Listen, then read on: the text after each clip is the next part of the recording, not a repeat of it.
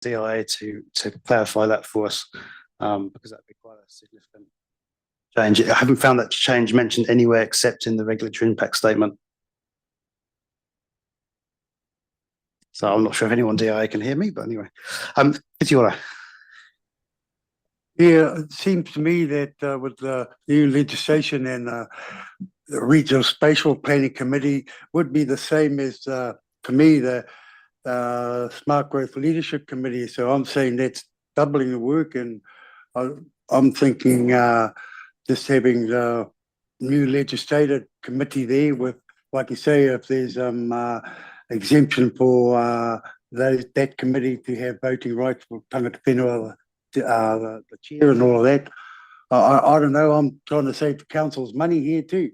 Hey, to me it seems to be duplicating it virtually, unless each group picks different people on each committee, but it's still doing the same thing. Smart Growth Leadership, the spatial planning, but under the new legislation, it's called another committee, Regional Spatial Planning Committee. So just an idea, because now that I've heard there's some exemptions there, because we're going to sort of talk about that a bit more, because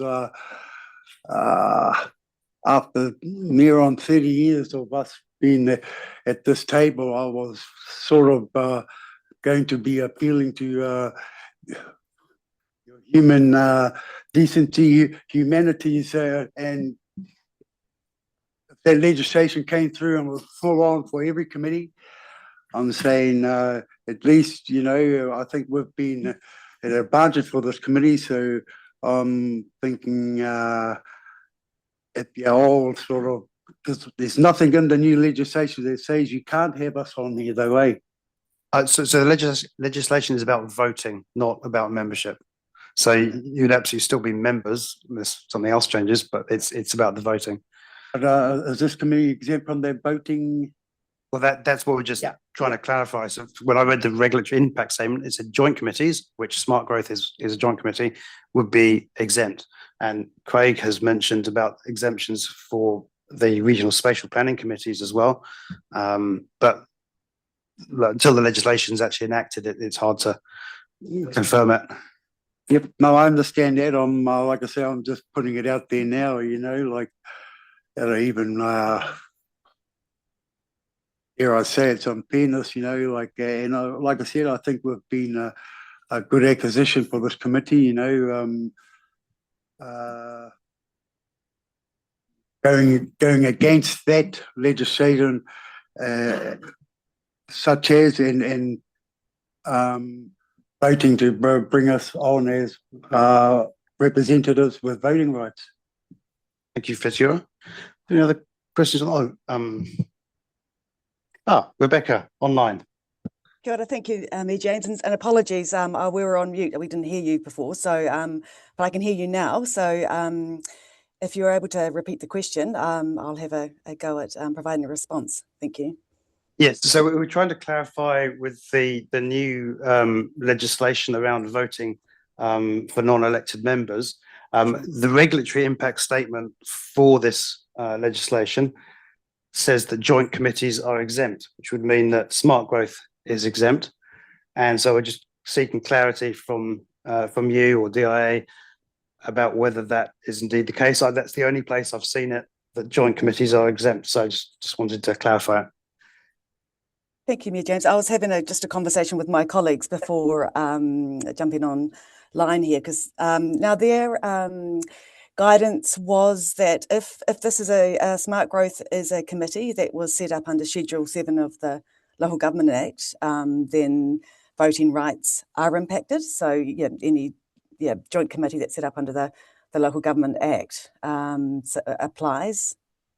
So that's the guidance that I've been provided. Okay, thank you for clarifying that.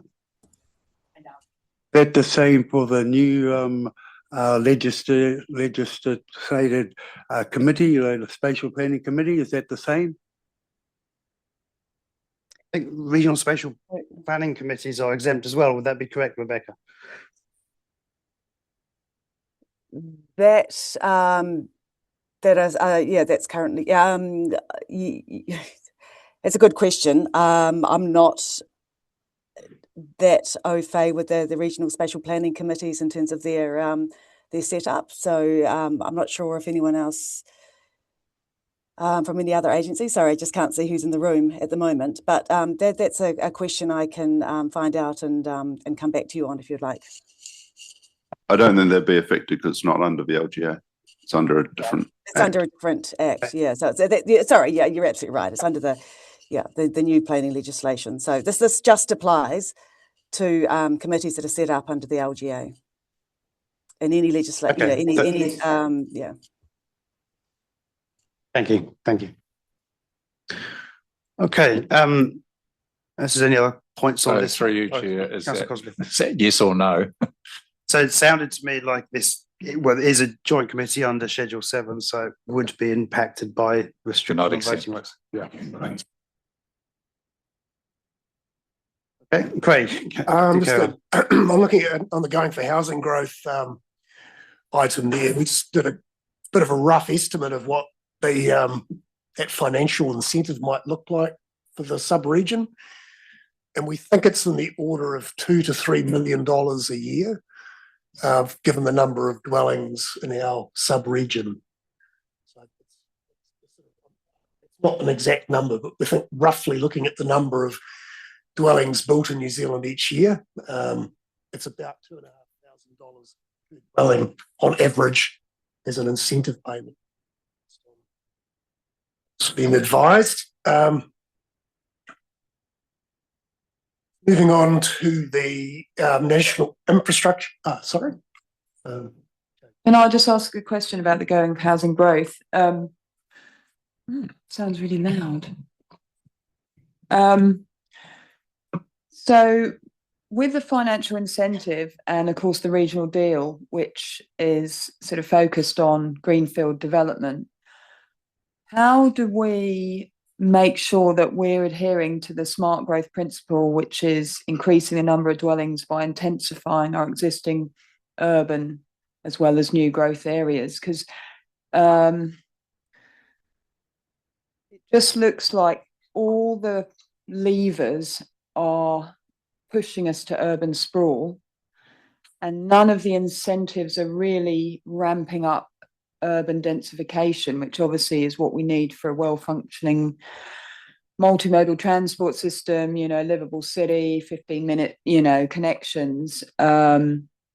So I know we've got this commercial centre strategy, so maybe that addresses it, but just looking at the whole picture and panning out from it, I have major concerns that this sub-region is becoming an urban sprawl, and the levers are pushing towards that because of the challenging geotech, etc., in the city centre, and it's more expensive for developers and blah, blah, blah, blah. So there's this lag where we've got single-storey buildings in the city centre, and then incentives to sprawl and sprawl and sprawl in greenfield. What that to me is poor urban planning, and it doesn't work within the principles of smart growth, which has always been an and to me we should be putting all the levers in ramping up intensification, but it just seems the opposite way, particularly with the regional deal. Am I off track here in my thinking, and what can we do levers wise to turn that ship around? Aye. I think the incentives, it's blind as to whether it's urban sprawl or intensification. It's based purely on consents. So yeah, but if you think about it, sorry, I don't mean to talk across the table, but it's much easier to have a greenfield development and get a whole load of houses, and therefore get more return than to bowl a house or, purchase land and have complex geotech. So I think what will happen is the lever will gain more in the greenfield. I'd probably argue that point in the fact that from a council perspective, we would much prefer to have intensification, because the cost of, we're looking at about $1 billion of infrastructure into Tumu, exactly. whereas we could build here So I think, it's something that our council is looking at around incentives for intensification, because I think there's a massive opportunity, and I think it's a really good point. But as a council, we want people to be building there because that's the cheapest place for us to deliver houses. That's the reality of it. I would agree with Mayor Drysdale. I think why the greenfield is in the regional deal is because we still need to grow out to some extent, and it's difficult. We found it difficult because of all the cost to the infrastructure, as the mayor says, whether it's water or roading, and so that's where we need central government help and alignment. It's easier to do it doing intensification in existing brownfield sites. But you're right, we shouldn't lose sight of the fact that is what we want to do. And the intensification in Te Papa remains as one of our PDAs, so we're not losing sight of that. It just seems a bit slow, like it seems like it needs some attention. I suppose that's the point I'm making. When you look around the city, it's single story, which doesn't make sense considering we're the 5th biggest city in the country. So it needs focus, is that what I'm highlighting? Thank you. Mary Bench. See the world slightly differently. We're the 3rd most expensive place in the country to own a home. And that's the foundation of what is causing that and why aren't we doing something about it.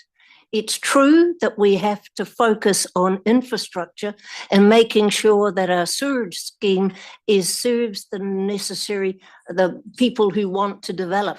We can't do anything unless people are prepared to take a risk and do a development. So there's no point saying to developers, you must intensify if that cost is too great, because there's no point driving them to the wall. Because that just puts us back further and further. And if we want our young people to actually live here and people who want to work here, we have to make sure that this place is affordable. And the infrastructure should be, Mr. Batchelor, the infrastructure should be researched and make sure that we're developing where the people want to live. And I think that's where smart growth is slipping.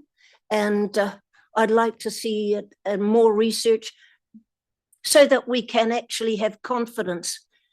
People in Upper Ohauiti are quite close to the city centre, but if the sewerage system isn't able to cope with it, what do? You do something about it, or do you tell them to squeeze into even smaller sections, which are hideously expensive, and force them to own an apartment where they can't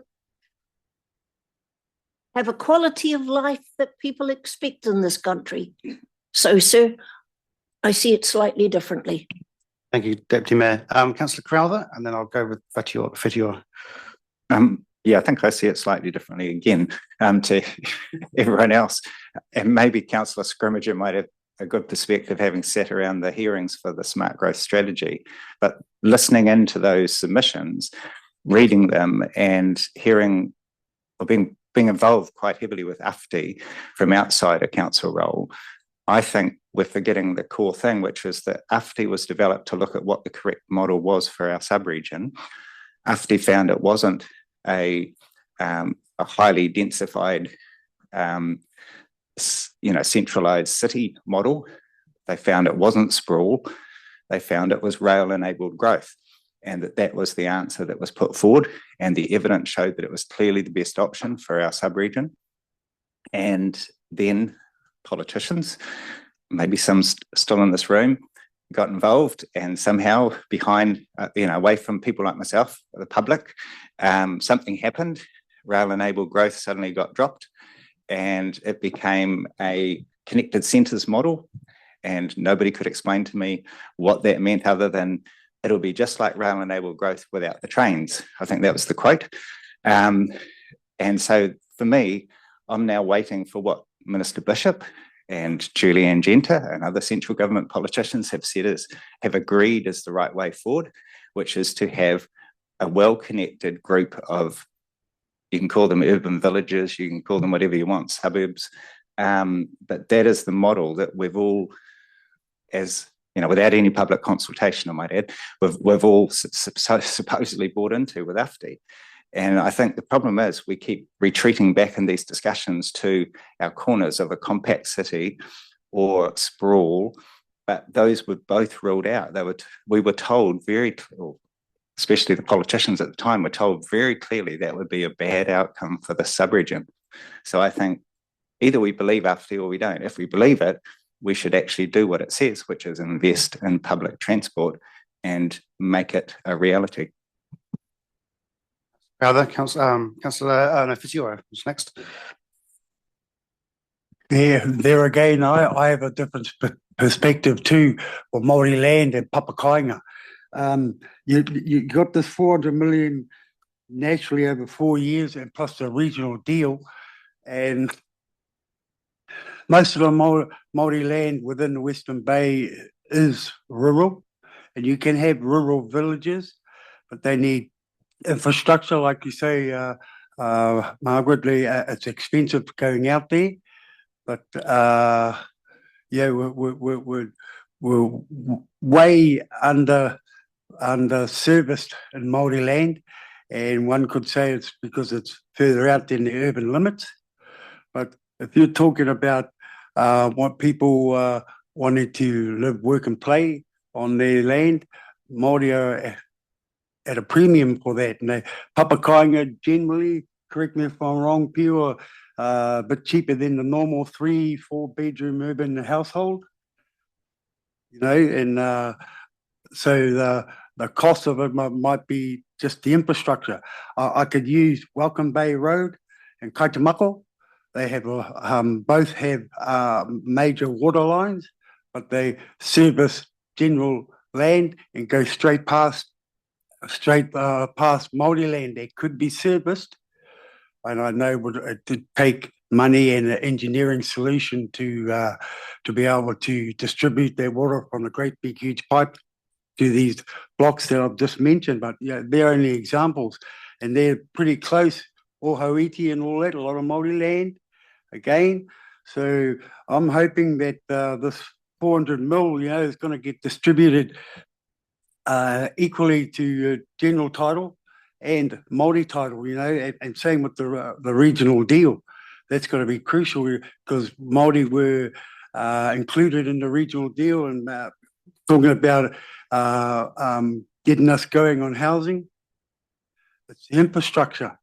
And like I said, two glaring examples on Welcome Bay Road and Kaitamako, where there's a water line, the main water line going straight past Māori title. Kaitamako, it's going past at least 500 acres at the very least. Straight past it, then going on to general title of about 20 acres. Hey. Thank you, Peter. I think that two items coming out. So next in the quarterly update is talking about NES for National Environment Standard for Papakainga. So I'm sure we can touch on that there. And also, I acknowledge Dave Courtney is in the room as well to talk about regional deal updates later on. So thank you for that. I've got Councillor McMillan next, and I think we'll move on to with the next item. Oh no, I can leave it. It was just, I suppose, interest in the commercial centre strategy, and just looking at the wording of that with the declining city centre activity. And obviously this is a TCC thing, and I don't have my head around it enough. But what I see is incredible investment in this centre for this live, work, play, and learn sort of densified city centre. But maybe I'm missing something. Maybe maybe the plan is not for apartment living at all, and maybe it's just commercial. So I just want to have a bit more clarity on the vision, because my vision is this and thing, with the city centre being absolutely vibrant with people walking around, living and working and learning. But maybe I've got it wrong, so I'll leave it there. Thank you, Carol. Great. Carol, your update. Answer that question. I don't think you've got it wrong. I think that's the intention to do exactly what you're saying. So but there are different things that happen over time, and I suppose it's maintaining that future vision. Yeah. And as we move forward, things will keep changing, but we've got to hold to that vision. Yeah, and of course with all these different drivers, we've got the RSP, the refresh coming up in the next year or two. So a great opportunity to revisit all of these ideas. Strategy everyone's committed to. Just quickly on these other issues. In terms of the Papakainga, I think the report speaks for itself. I mean, that the new provisions have come through. We don't think they're greatly different to what the district plans already have for the Western Bay sub-region. They're very similar, if not exactly the same. So there may not be a huge upside for this sub-region, but we haven't looked at that in detail yet. So into the National Infrastructure Plan, I think Nicola, if she's online, she's going to give us a brief update on that, because you've probably heard the government response to that came out yesterday. So kia ora koutou.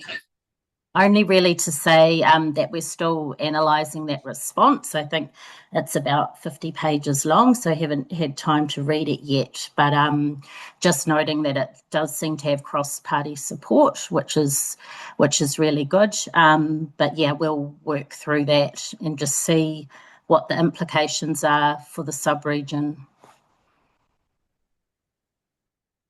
Thank you, Nicola. Great. Moving to the Transport System Plan, I just wanted to introduce Paul Tarrant, who's our new TSP coordinator and been in that role for a few weeks. So, Paul, if you just want to quickly introduce yourself and maybe just speak to the outcomes from the TSP or the ESG meeting last week, just update on that would be really helpful. Marina, everybody. Yes, Matthew Kilpatrick has now left the Bay of Plenty Regional Council, and I'm now acting as the TSP Programme Manager. So a few updates. The TSP has got into low resource mode. What that means is changes to the government policy statement on land transport has simply changed. This means that the operating model focuses on the TSP programme is transport TSOF version 3.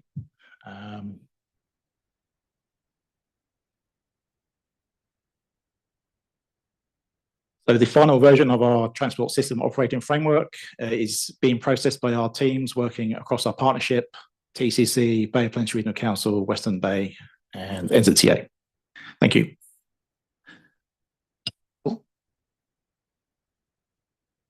Greg?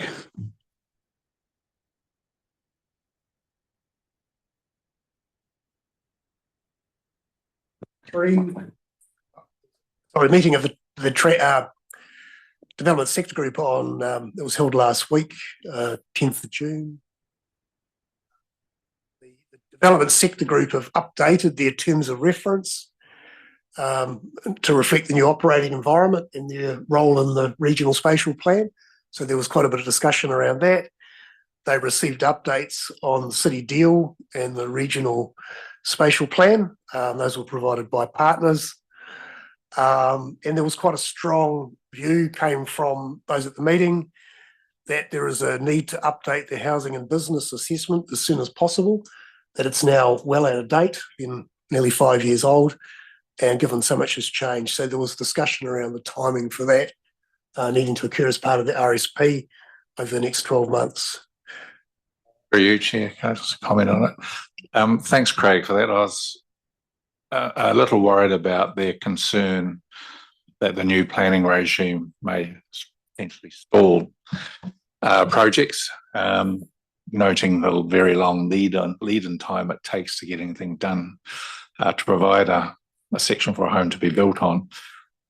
So I just need to be clear that they are being kept up to date by the very good work that's going on in terms of a regional spatial plan, and we are only one or two areas, ourselves and Auckland, that are in that happy space, that we are well advanced in it, and that the transition from where we are now to where we need to be under the new planning regime, from their eyes, is relatively seamless and should not be disruptive, if I've got that right, in terms of their significant investment that they've already done, about to do, and even in the future. So were they given that assurance, or is there ways we can keep them up to date with that process to at least alleviate any undue concerns that they may have? Because that's a really important part of delivering homes, is their trust and confidence in the process. Definitely the updates that come from the Smart Growth partners at those meetings are very clear on focus on having a sub-regional strategy, and it's going to use the existing not priority development areas, I've forgotten the existing settlement pattern, and all the work that's gone behind that is a foundation for the new regional spatial plan. And I think that's a pretty clear message that's coming through. FDS, FDS, that's in place. That's a foundation for the work that we're going to do, which includes all those elements of intensification and the PDAs. Drysdale, did you want to? Yeah, we're working very closely with all the landowners, so they're very aware of what's happening.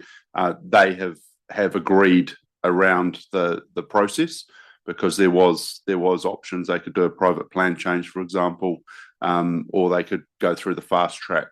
But looking at all those different options, it has been agreed with everyone that this is the best way to deliver into Tumu. So we're working very closely with them. So it is unfortunate, there's a bit of delay, and they'd certainly like to see and if that's what we're still looking at, is there a way we could fast track it under the new planning regime, and certainly in touch with Minister Bishop around that. Greg?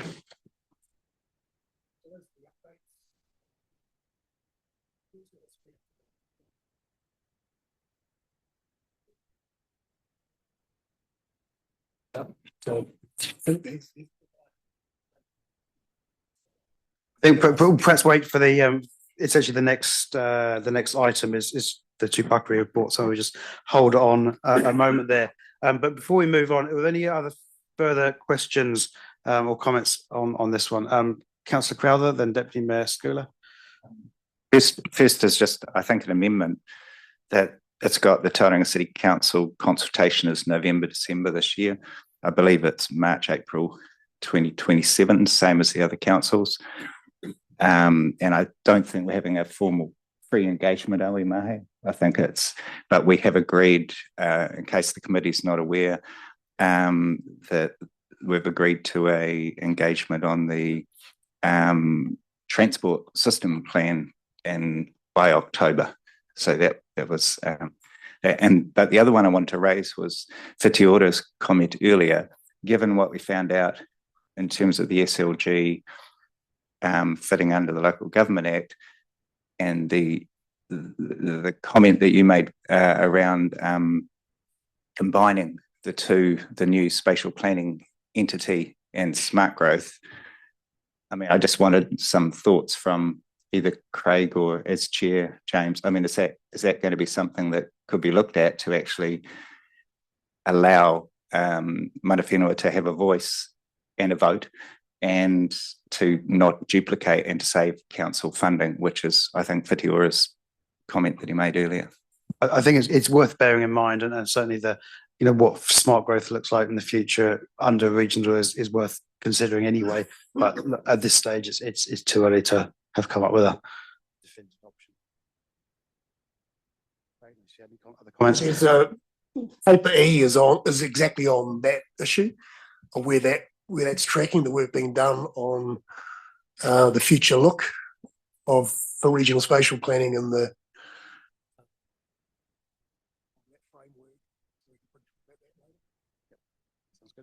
Deputy Mayor Skula. Thank you, Chair. And I've just a comment on the commercial centre strategy, and further to Councillor McMillan's comment.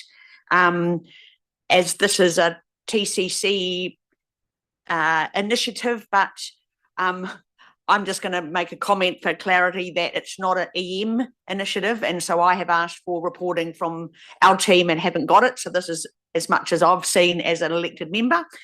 So it does concern me a little bit that that's sitting here as sort of a reported to SmartGrowth, but not through a process that I have seen.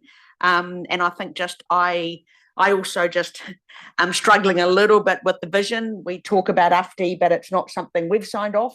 So it's actually, I'm throughout these papers, I keep coming back to say, when did we sign that off? When did we approve that? When, and even that starting conversation, there's a lot of different views around this table that have been voiced just today on what that vision for this region is. And we read that SmartGrowth is used as the basis for the regional spatial plan, for example, for our bit of it, but have we all signed up to it and to all of it? And there's a lot of it that I would suggest I haven't, and I think I've heard from two colleagues on my right that that's the same and across the table. So I just think we've got to be a little bit careful about whether we are writing things down here and they became agreed, and whether we need to clarify what requires a process for councils to sign off before they become an accepted part of our strategy. So I just want to be clear, Deputy Mayor, both councils signed off UFTI in 2020, if memory serves. So there was a joint sign off. So that's all there. And then from that, the future development strategy and the SmartGrowth strategy was developed. That's my recollection of it. If there's, is that your recollection too? And that's fine. It's just sometimes things get added to it, like the commercial centre strategy that sits there, and when does that assumed to be in when it's actually not been approved yet? I can clarify that. In the strategy, it refers to that piece of work being done. It was a gap when the strategy was formulated a few years ago. It was acknowledged as a gap, and there was further work to be done. So that has come through as an implementation plan work stream based on the direction provided by the SmartGrowth strategy. I just want to say, I just think we all need to be very careful that we know exactly what is being assumed has been approved and agreed by all councils, particularly in the environment we're going into with changes in this region. So it's really just a caution to say, can we just make sure that this, because it's minuted in here, that we've known how things have got where they've got to. Thank you, Deputy Mayor. Fitua. That's okay. Yeah, I'm talking about the Marae as Centres implementation framework. Again, I see things being siloed off in separate boxes, and I'm saying that the regional land transport plan has to include these marae as centres, because they are regional, the marae. If you look at it, you're going from region to region as a marae as centres. And again, I go on about the infrastructure that obviously, if you're going to use marae as centres for the whole region, for all peoples, there's got to be some sort of infrastructure put in there. And what is surrounding these marae is more Māori land blocks that have different trusts on them. But if you're using a marae as centres, I'm saying then maybe investing in more infrastructure, centering out from the marae to these Māori land blocks to get them going, because in the end they can't think of what they want to put there because they haven't got water, they haven't got sewage going out, haven't got roads to it. Again, we've got a regional land transport plan here, but it's not combining with the marae as centres. And I'm also talking about the infrastructure planning. That's got to be combined with the marae as centres to be able, to get that infrastructure built in there, for us to start dreaming, if you want to put it that way. And I'm afraid in the end, and it's not our fault, but legislation, you're going to have to engage with Māori Land Trust to get their vision of what they want there. I'm just putting a broad aspect and making sure that they have got the access to infrastructure to be able to structure plan. So, again, there's got to be equity in the money that's going into these different pieces of whenua, where they want to build houses, the same on Māori land. Thank you, Whitiora. Deputy Mayor. Compliment Tauranga City Council for the smart growth and transport planning and the program you have developed that's unique in New Zealand, international standard, which can tell us all the roading networks, where the problems are, congestion is, where it will be in the future, on anything else we do. And I think it should be recorded that that is a very fine program, and nobody talks about it, but I think it's one that's got good foundation for us. And while I'm on it, could I just beg you to see what you can do about the Maori-owned land down in Bethlehem? Prime for residential development, handy to everything. If you could solve that problem, would be magic. Thank you, sir. Thank you, Deputy Mayor. I think we've come to the end now, and this is the third last questions on the quarterly report. There are two recommendations, firstly to receive it, but also to invite the new water organisation to appoint a representative to SmartGrowth Leadership Group, as provided for under the agreement 3 years ago. So do I have a move and seconder for those recommendations, please? To move, but I'm saying should be 3 representatives from that new group. That's all I'm saying, but I'll go with the flow here, but I'm saying it seems a natural thing. Just having 1 representative from that organisation, they might get outvoted when they want to put some order somewhere. So I think it fits with having 1 rep from Priority 1 from Te Whatuora, 1 from NZTA. I think that's that. I mean, we can certainly invite them to have an alternate or something like that, but I don't think giving them three positions is necessary. Well, I beg to differ, because they are to me, they've legislated as a local body, regional body, more than the ones you just mentioned. They're virtually privateers, and these water organisations, they're elected members on there, most of So I'm just putting that out there for discussion, or it actually goes to a vote. Okay, anyone wants to comment on that? Mayor Drysdale?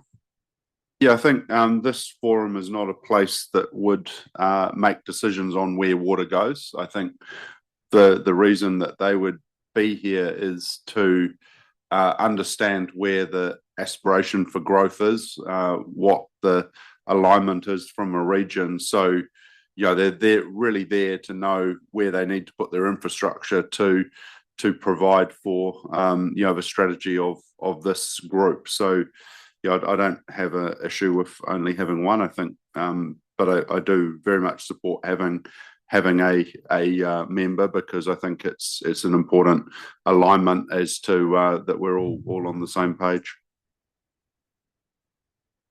Okay. I'll move, sir. You'll move. Thank you, Deputy Mayor. Councillor Roseboom, second. Debate? No. I'll put the motion. All in favour, please say aye. Against? It's carried.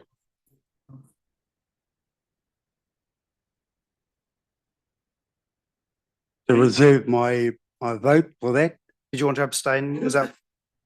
What you just for the one representative from that new water organisation.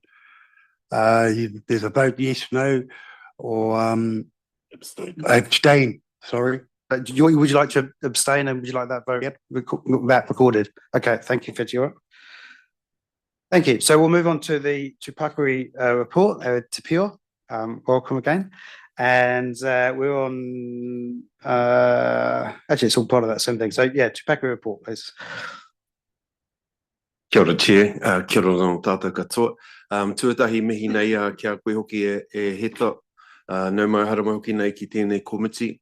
Kei wanganui kia tātou ara hoki nei. I tō whenua ki piri rākau ara hoki nei kia tātou nei Ngāti Ranginui tauranga mōna. Nō reira nau mai harama hoki nei.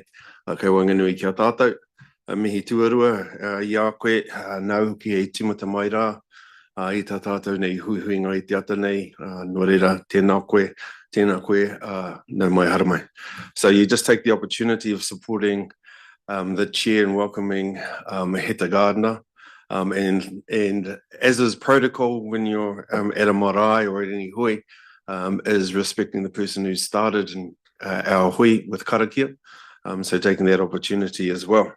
And then obviously Heta sitting alongside his other colleagues in terms of the combined tangata whenua representatives sitting at this table. So kia ora no tātou. And that's basically the first point. The first point is around tangata whenua representation, which came to this committee around the combined tangata whenua forum operating outcomes from the forum. Rangatiratanga, te taiao, te whenua, te manawa roa, are all key outcomes that we use as a monitoring framework to move forward. And so that's come to this committee. Our representatives are casting their eye across the agenda for SLG, and we'll be raising the issues that affect those outcomes. So I'm just making it clear in terms of the responses that you're hearing are a response to te whenua, rangatiratanga, the voting, the opportunity for representation. So it provides you the view around what you're hearing from this table. And so, yeah, I think that's important in terms that we've got a framework. This is it in practice. And then we look to have that view circulating through SGIG, SMG, and any other working parties in the new year. So, which we're looking to implement through Te Ropu Arotahi. So you're just making that point in terms of that's the outcome from the combined tangata whenua forum. You've raised the issues around the marae centres, its origins in terms of AFTI, in terms of the work that the combined tangata whenua forum have provided. We will receive the commercial centres presentation and update. That's probably my phone. Telling me to hurry up. So with that happening on page 20, and then the governance issue in terms of welcoming Heta on page 23 of the in terms of Craig's quarterly report. I think there are some key issues that are going to come on our agenda this morning. I'm going to leave it up to the tangata whenua reps to raise the issues around the presentation from priority one, the kaupapa around population projections, and obviously the issues around transport as well, and how they affect our constituent Māori community living around Tauranga Mona. Nō rea, kia ora tātou. Sure, thank you, Te Pio. Any questions for Te Pio? Okay. If she had... Councillor McMillan. Kia ora. I don't know if you can answer this, but just in terms of the Mariah centres and enabling putting that on steroids, I'm wondering with P1s, and I'm just trying to find the page again here, but priority ones, the energy, what's it called? The energy leadership group, whether that group can work with that lens, like how can we get that joined up thinking, because in terms of the infrastructure challenges that have already been described, can the energy leadership group put some sort of strategic weight into the Mariah Centres model? And I don't know who this question is to, but it kind of makes sense that that lens is put through that group in terms of getting energy to. One response to the question is the feedback that the Combined Tangata Whenua Forum have given through the Mariah Centres, which is that when considering the commercial centres and the relationship with Mariah, it's the simple task of taking the stock take. Yeah. It's a simple task of taking a stock take to see what infrastructure services are provided to Mariah, find out what the gaps are, and who's responsible for filling those gaps. Yep. Deputy Mayor Murray Bench. Sir, you leave it wide open.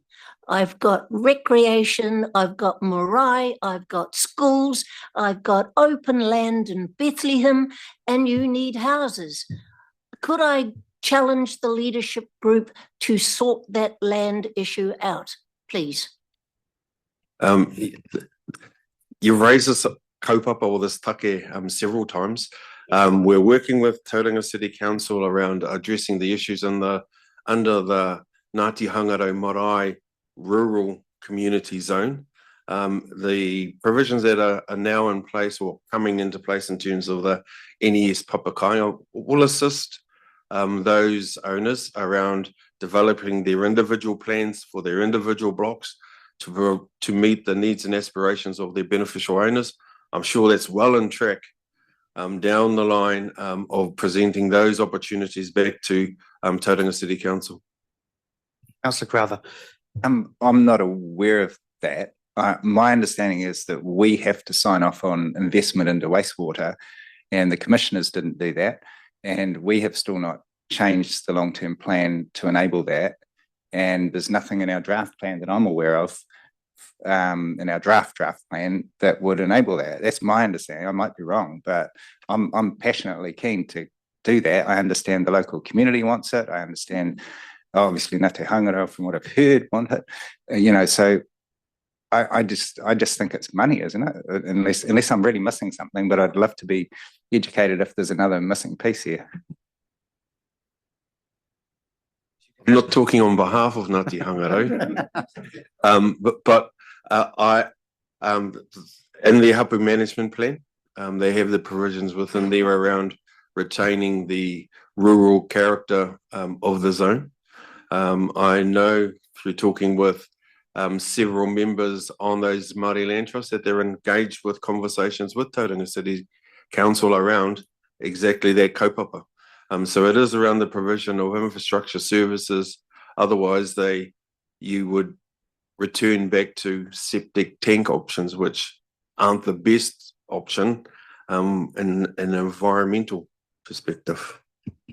Councillor Daly. I guess I've got a bit of an interest because my wife is Ngāti Hangaro and she lives straight over the road from the block of land we're talking about. And I guess you just answered the question I was going to ask. Is the Ngāti Hangaro landowners actually interested in developing that land? You did talk about them wanting to maintain the rural character. So I guess that comes down to section size, and maybe septic tanks might still be appropriate if they're fairly large lifestyle type sections rather than intense development. Don't have to answer. I'm sure those plans are well underway. The conversations are going on for years. Okay. And my understanding was there's not a lot of appetite from the locals, but obviously I'm not privy to those land trust conversations. Getting into district plan issues here. Hakopa. Tēnā tātou. I think Te Pio's kōrero was a precursor to invite us, the Ngāti Whenua representatives, to present collectively. And a couple of points that we'd like to make, which is the tūpakari team service and support the Tangata Whenua members, but but are not the voice of tangata whenua. So it's some of the questions that are directed to tūpakari, they're not the right people, as the support. The questions needed being directed at tūpakari, they should be, in the correct context, be directed to the tangata whenua forum reps. The point being is that the tūpakari report gives a summary of the actions to date, but what they don't do is clearly stipulate what the mana whenua view is, because tūpakari cannot give that view. So what we would suggest is that permanent agenda item for this forum for combined tangata whenua forum report become a standard agenda item.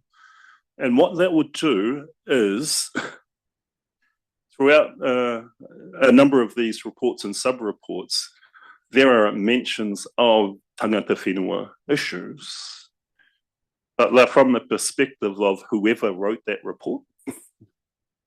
So what is absent is actually what the tangata whenua view is on this particular thing. So for a simple suggestion, and this is for our collective consideration, of course, is that a simple way to integrate the various tangata whenua issues across all of these reports is something like a, what's it called, a green light system? Yeah, traffic light system, right? Where the status of our 6 PO within the collective outcomes framework becomes the basis of, becomes the lens through which these activities can be viewed and then reported on at the same time. So that's a suggestion that we can have a conversation about.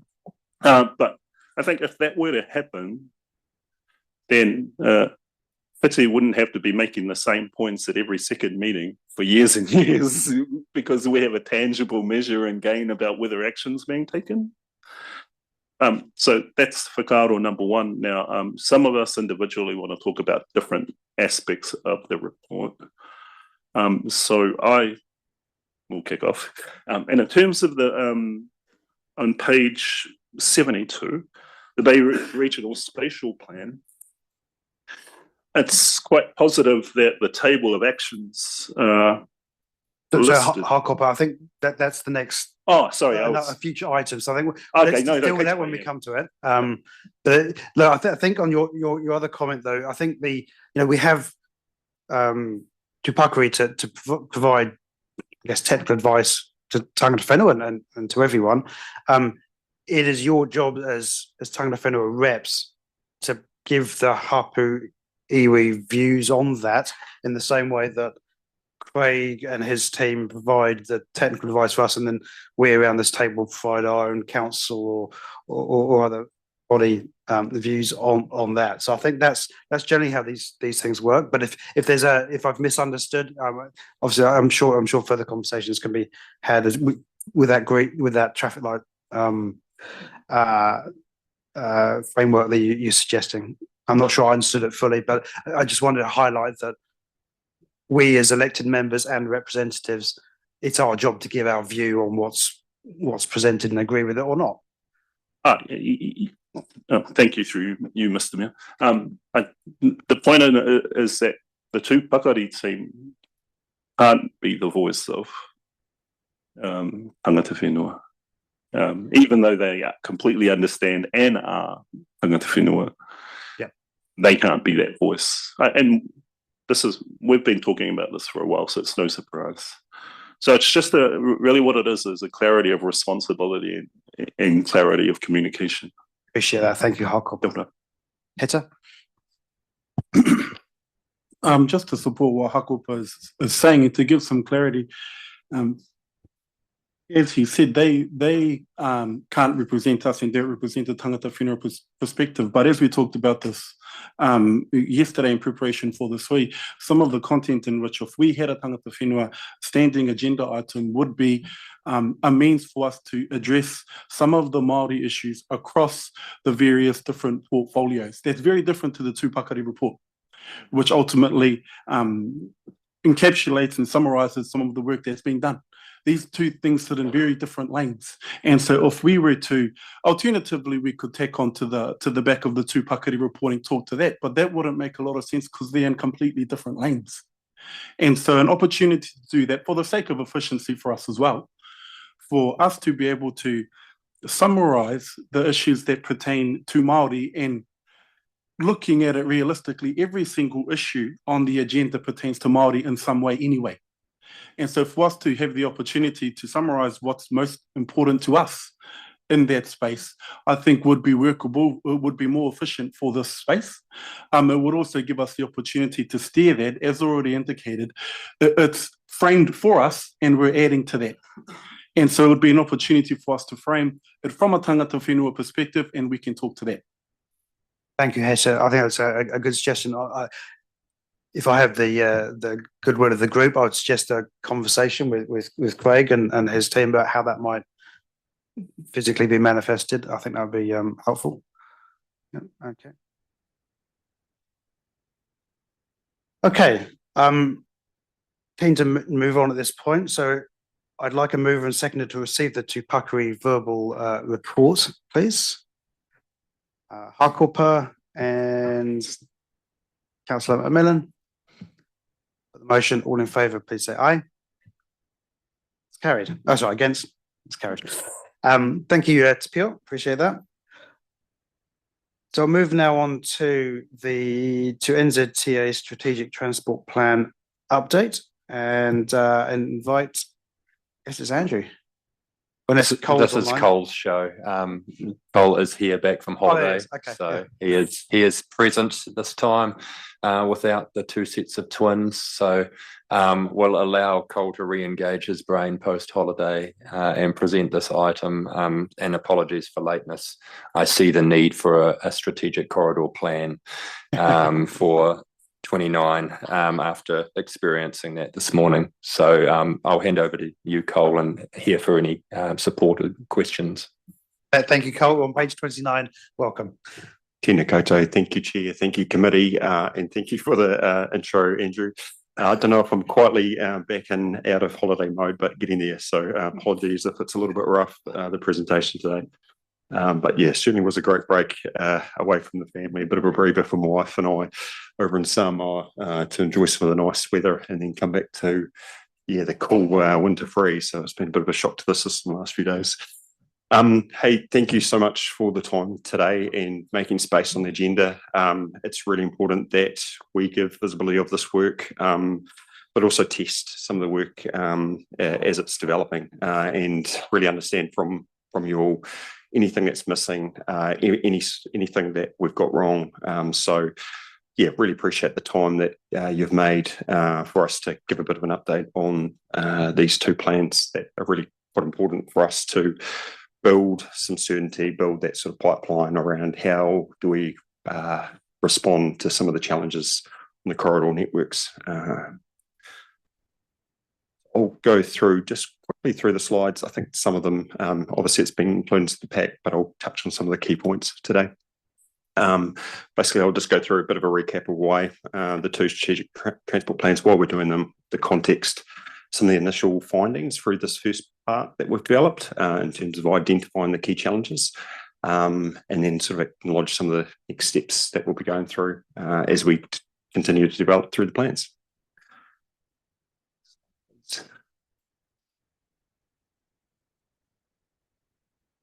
So some of this won't be new to you. The importance of the Hamilton-Tauranga corridor. It's a core part of New Zealand's Upper North Island transport network, connecting Waikato Bay by road and rail. The Upper North Island is projected to account for over 70% of New Zealand's growth in the next 30 years. Adding about 1 million people and increasing pressure on our transport infrastructure. The corridor itself will support a significant proportion of New Zealand's population and continue to generate a significant proportion of national GDP, linking major logistic hubs and the country's largest port, Tauranga. And in terms, I suppose, some of the context changes, we've obviously had Ruakura established, well established now, and growing at all knots.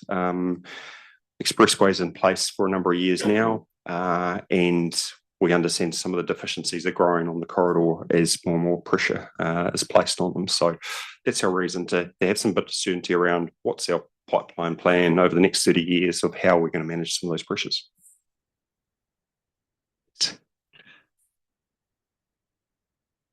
So in terms of some of the key challenges for the Hamilton-Tauranga corridor, we've done some analysis, and we've come up with 4 sort of critical challenges that have been realised through this first part of the work. There are some critical segments, especially State Highway 29, the Kaimai Range, State Highway 1, Cambridge to Pairere section, which have high rates of serious crashes, closures and unpredictable journey times. And some of those deficiencies are anticipated to grow over time. With rapid housing, industrial development around Hamilton and Tauranga, that's continuing to constrain the highway network, which at times has to serve both local and interregional and national demands. Rail is strategically important for freight, but is limited by single track sections, Kaimai Tunnel, resilience issues, and heavy vehicle traffic on highways increases crash risk and maintenance costs along the corridor. There is also some network duplication and diversion, and changing travel patterns and diversion to secondary corridors or routes can shift some of those safety amenity impacts to rural communities, and at times don't have the, I suppose, the appropriate level of service to provide that reliability as an alternative at scale.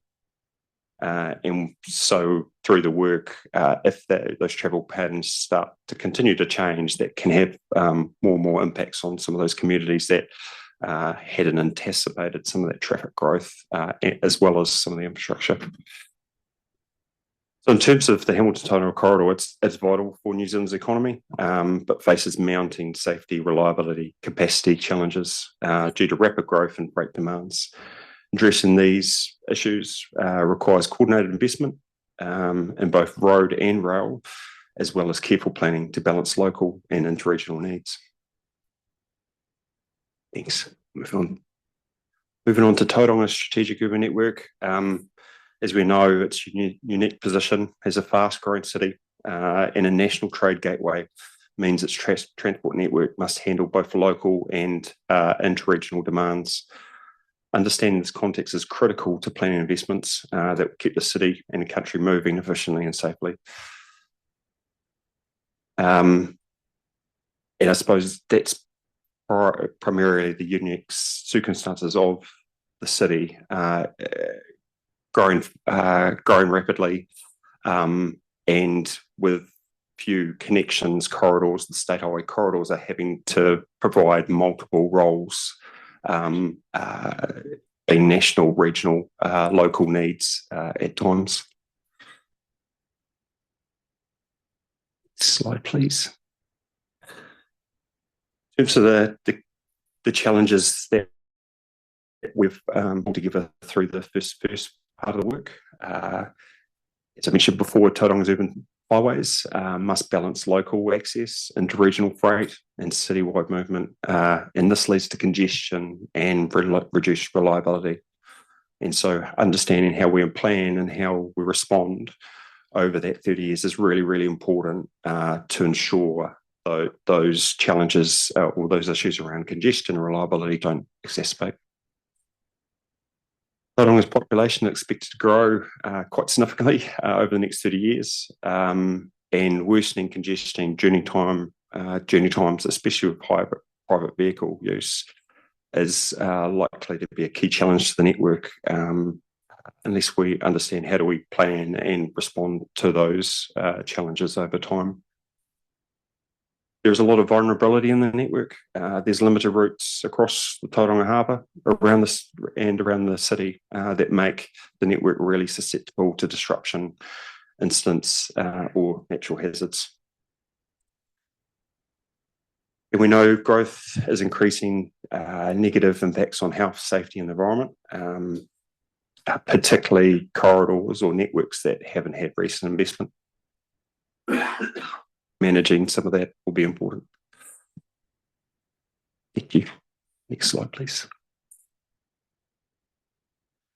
We've undertaken some brief initial engagement with tangata whenua hapu reps through existing tangata whenua forums, one being the combined tangata whenua forum, but also through project-specific tangata whenua forums that we've set up for existing projects.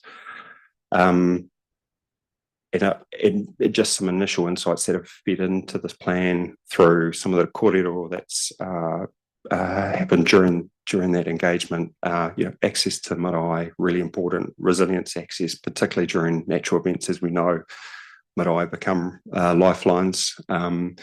Access to Māori land, enabling opportunities, the importance, the role of rail over time to tangata whenua. Noise, air quality, and stormwater runoff and management are extremely important.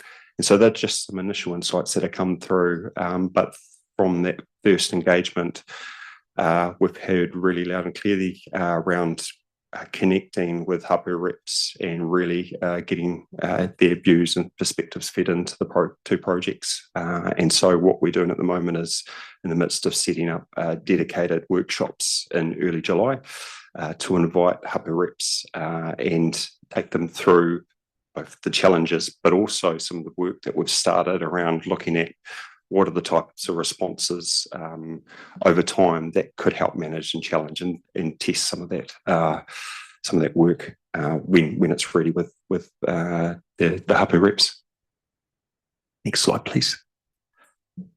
So this just gives an indication of where we're at. We're running the first two parts in parallel. We're near the end of that part one around understanding the challenge, and there were some of those summary of the key challenges from the two bits of work which through before. We're moving through this part two around what are all the type of long list of strategic responses, packages and interventions that could help resolve, manage some of those challenges over time. And we'll look to try and firm those up into sort of shortlisted type responses. The aim is then to bring that back to the next SLG to test some of that with the committee at the next SLG meeting.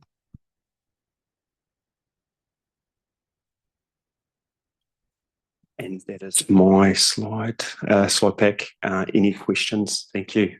Thank you, Cole. Great presentation. So, open to questions. I see Councillor Graham and then Deputy Mayor. I'll just go around. Councillor Graham, come on. Thank you, Cole, for your presentation. Just a question around rail and road, and it's particularly around questions around the scope, and the degree of analysis and evaluation that's going on the two modes.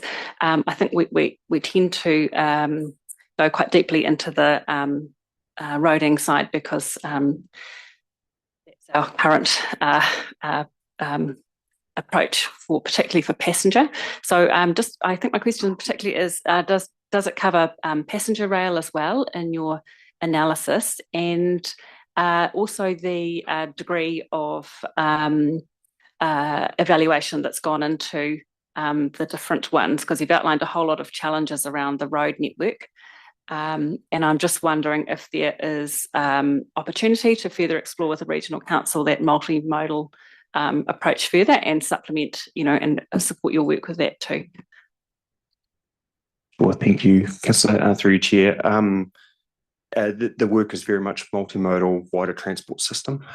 We have QRail around the table, and so they've fed into some of the challenge work that's been created in terms of understanding what are the current challenges to rail, both from a freight, but also looking down the track in terms of passenger opportunities as well.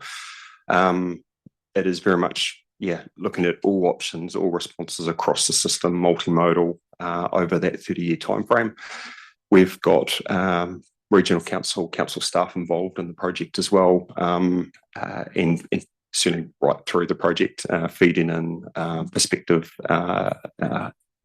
and the work is at a sort of strategic level, but it is looking at what are those roles that road rail opportunities can have over that time frame. What are the constraints? What are the scenarios where some of those responses start to stack up and could come into play. So understanding what are those triggers or sequencing points, and that'll come through the part 3, this next phase around the implementation plan, around analyzing those and doing some analysis around the responses, around understanding when they are viable, when is the right time, but also what are those sort of wider costs and constraints to enabling some of those responses. Does that include the sort of supporting provision and planning? So thinking particularly that this will feed into the regional spatial plan, and that around multimodal approaches, including public transport, whether it be bus corridor lanes or rail or whatever, that things like park and ride and things like that are really important feeder things, and that's a really important part of the planning that needs to happen to enable them into the future. So is it taking that broader approach as well? Yeah, so although it's primarily focused on the state highway network, but also the road rail strategic corridors, it is also looking at those supporting elements, working with regional council in terms of what's already planned through OFD, through the regional public transport plan, but also involving council staff to ensure that the plan recognises those things that might not necessarily be led by NZTA, but led by others who help enable those outcomes over time. So it is very much a broad multimodal approach we're taking. And the plan is very much an evidence-based plan in terms of identifying through analysis what is those scenarios or triggers when some of those responses would be viable to bring into play. Got Deputy Mayor Murray Benj, then Councillor McMillan, then Hester, and then Fitzgerald. So sometimes history keeps repeating itself. We had this program several years ago. I don't know what came of it, but we definitely did have the study. And what I knew from it is that the rail link will take, I think it's 40% more or 20 of freight to the port, which is a strategic strategy for the country. And the port can't be underestimated as to the needs of transport networks. So State Highway 29 is the heavy transport link to the Golden Triangle. And we have development coming off it at Redwood Lane, which is really exciting. And a bit of competition with Rangiuru, I've concluded. But could I say, sir, that you're meeting with Hapu, and that's good. But there are a lot of women living in those hills who've got to get on and off that highway regularly. Old Kaimai Road, Paripari Road, Soldiers Road, and they're dangerous. We got the right-hand turn into Ngāmoehini. That only took a few years to do it, and it was such a simple thing to actually implement. And I'd like your assurance, sir, that you would be prepared to meet with local people who live in the upper State Highway 29, because they've got to survive getting on and off that highway. There's a lot of development, there's a lot of farmers up there, and sometimes they commute into town. And Councillor Graham is right that they're looking, particularly in the lower Kaimais, for the bus transport into town. But that, sir, is secondary to the safety issues that are on that highway. And the more we develop Belk Road and the residential off that area, this State Highway 29 and the access on and off it is life threatening. And so, sir, I'd like your assurance that you would be prepared to meet with the local people. I'll organise it for you, and so that you could hear from them as to the horrors of what they cope with every day. Yes, we have met with Wayne Lowry already. It's a member of that community. So the gentleman that you and I met with, Margaret Murray. And I guess we are open to engaging. Cole has been engaging, but I just want to add a bit of broader context to this. This is a new way of doing things for NZTA. We all know this is a very constrained environment, funding-wise, especially from a transport perspective in terms of a National Land Transport Fund, and increasingly so given some of the pressures on the fuel excise duty at the moment. And there have been interventions planned for this stretch over many years, some that have been implemented, some that have gone unfunded for reasons linked to exactly that, funding, prioritisation nationally, all that kind of stuff. What a plan like this will do takes a whole corridor approach at putting interventions forward that we, in partnership with you all, can hopefully advocate into that national scene alongside a regional land transport plan, which will be informed by this kind of study, alongside, you know, a regional deal and those layers that are now within the Bay of Plenty that can hopefully support and help advocate for some change along these corridors. You know, a plan is just a plan, but it's about how we put it into you know, practice and actually bring the elements that eventually will come through this to life. So we're still in that process of putting it together. It is, as I said, a new approach, but it does need to take that wider, broader context of the environment we're in currently into mind. Thank you, Andrew. Councillor McMillan. Oh, thank you, Cole. And just building a little bit on Kate's corridor and your response to that, which is great. And I suppose just wanting to unpack these triggers a bit, where you're talking about multimodal and then trigger points. And the point I want to make is, if you pan out the writings on the wall, right, this is a 30-year plan, and it's quite evident through this, the challenges that are already facing us that will continue to face us, you know, with the single occupancy vehicles, the freight congestion, and then freight having to go on the road, that, you know, the air quality, the emissions, the traffic congestion, the danger, and all of those things are apparent now. And if we're building a 30-year plan, and this is the golden triangle of growth, we need to get people out of cars and into passenger rail, into multimodal. We need to be rail enabled, and we need to enhance our freight enabling to get those freight trucks off the road. I know main freight, etc., probably wouldn't want to hear that, but you know, with the growth that's coming at us, any one of us around this table know how dodgy it is driving over the Kaimai Ranges with all those trucks now, and if you put a 30-year lens. So I suppose what I'm advocating for in terms of when you're looking at triggers to enable multimodal and planning and feeding into the spatial plan and the evidence base, which, you know, you guys as experts know, we need to take the politics out of this. The writing is clearly on the wall of what we need to do in the Golden Triangle, and with these spatial studies, and with Tauranga City, we need to get people out of single occupancy cars. So the question is, how do we bump up those triggers to not just be triggers, to say, right, this is best practice transport planning. So we have to start now to generate this shift with looking at the growth that's ahead of us. What do we do to take the politics out of that and to use best practice transport planning? Because otherwise it just swings with the GPS. You know, currently we've got a RONS GPS. Then when the government changes, it will go back to a PT GPS, and then it will go back again.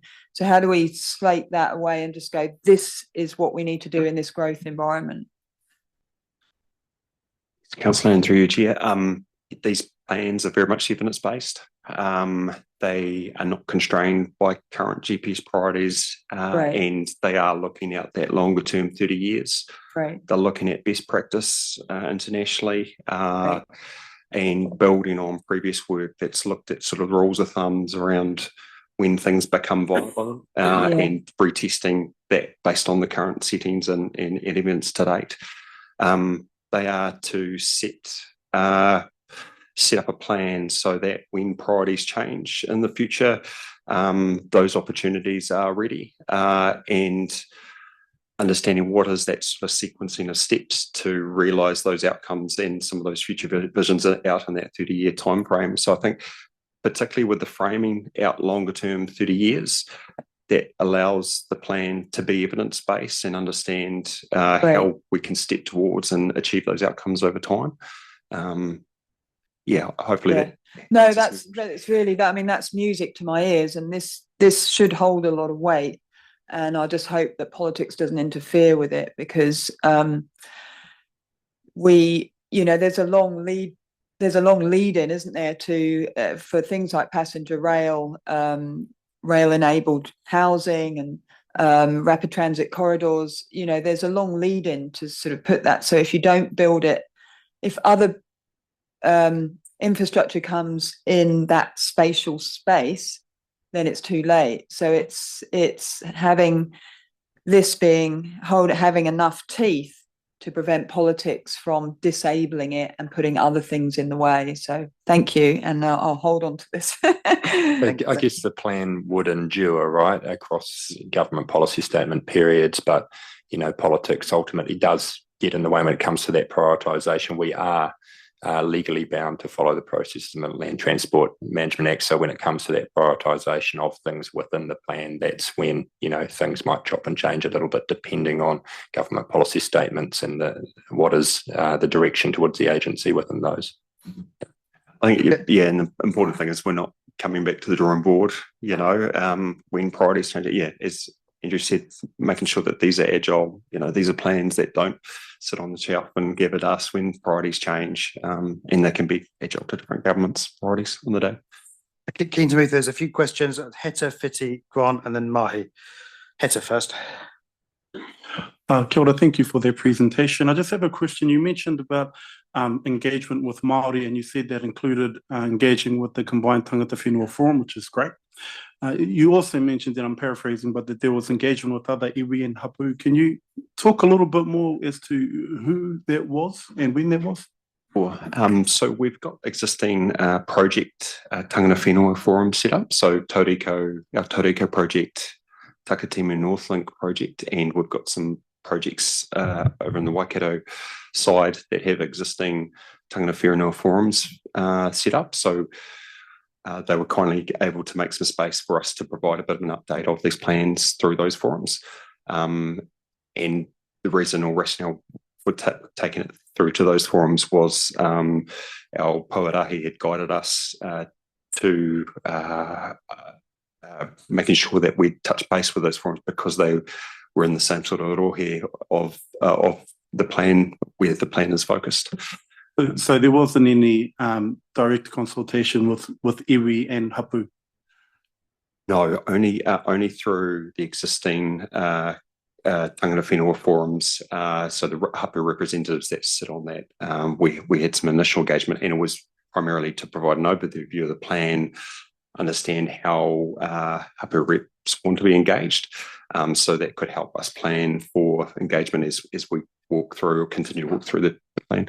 Okay, because if I could just provide some feedback on that, engaging with these forums, and this perhaps pertains to a lot of the different areas that we all canvass, engaging with these forums doesn't act as a catch-all for consultation with our tangata whenua. There actually needs to be in major projects consultation directly with iwi and hapu.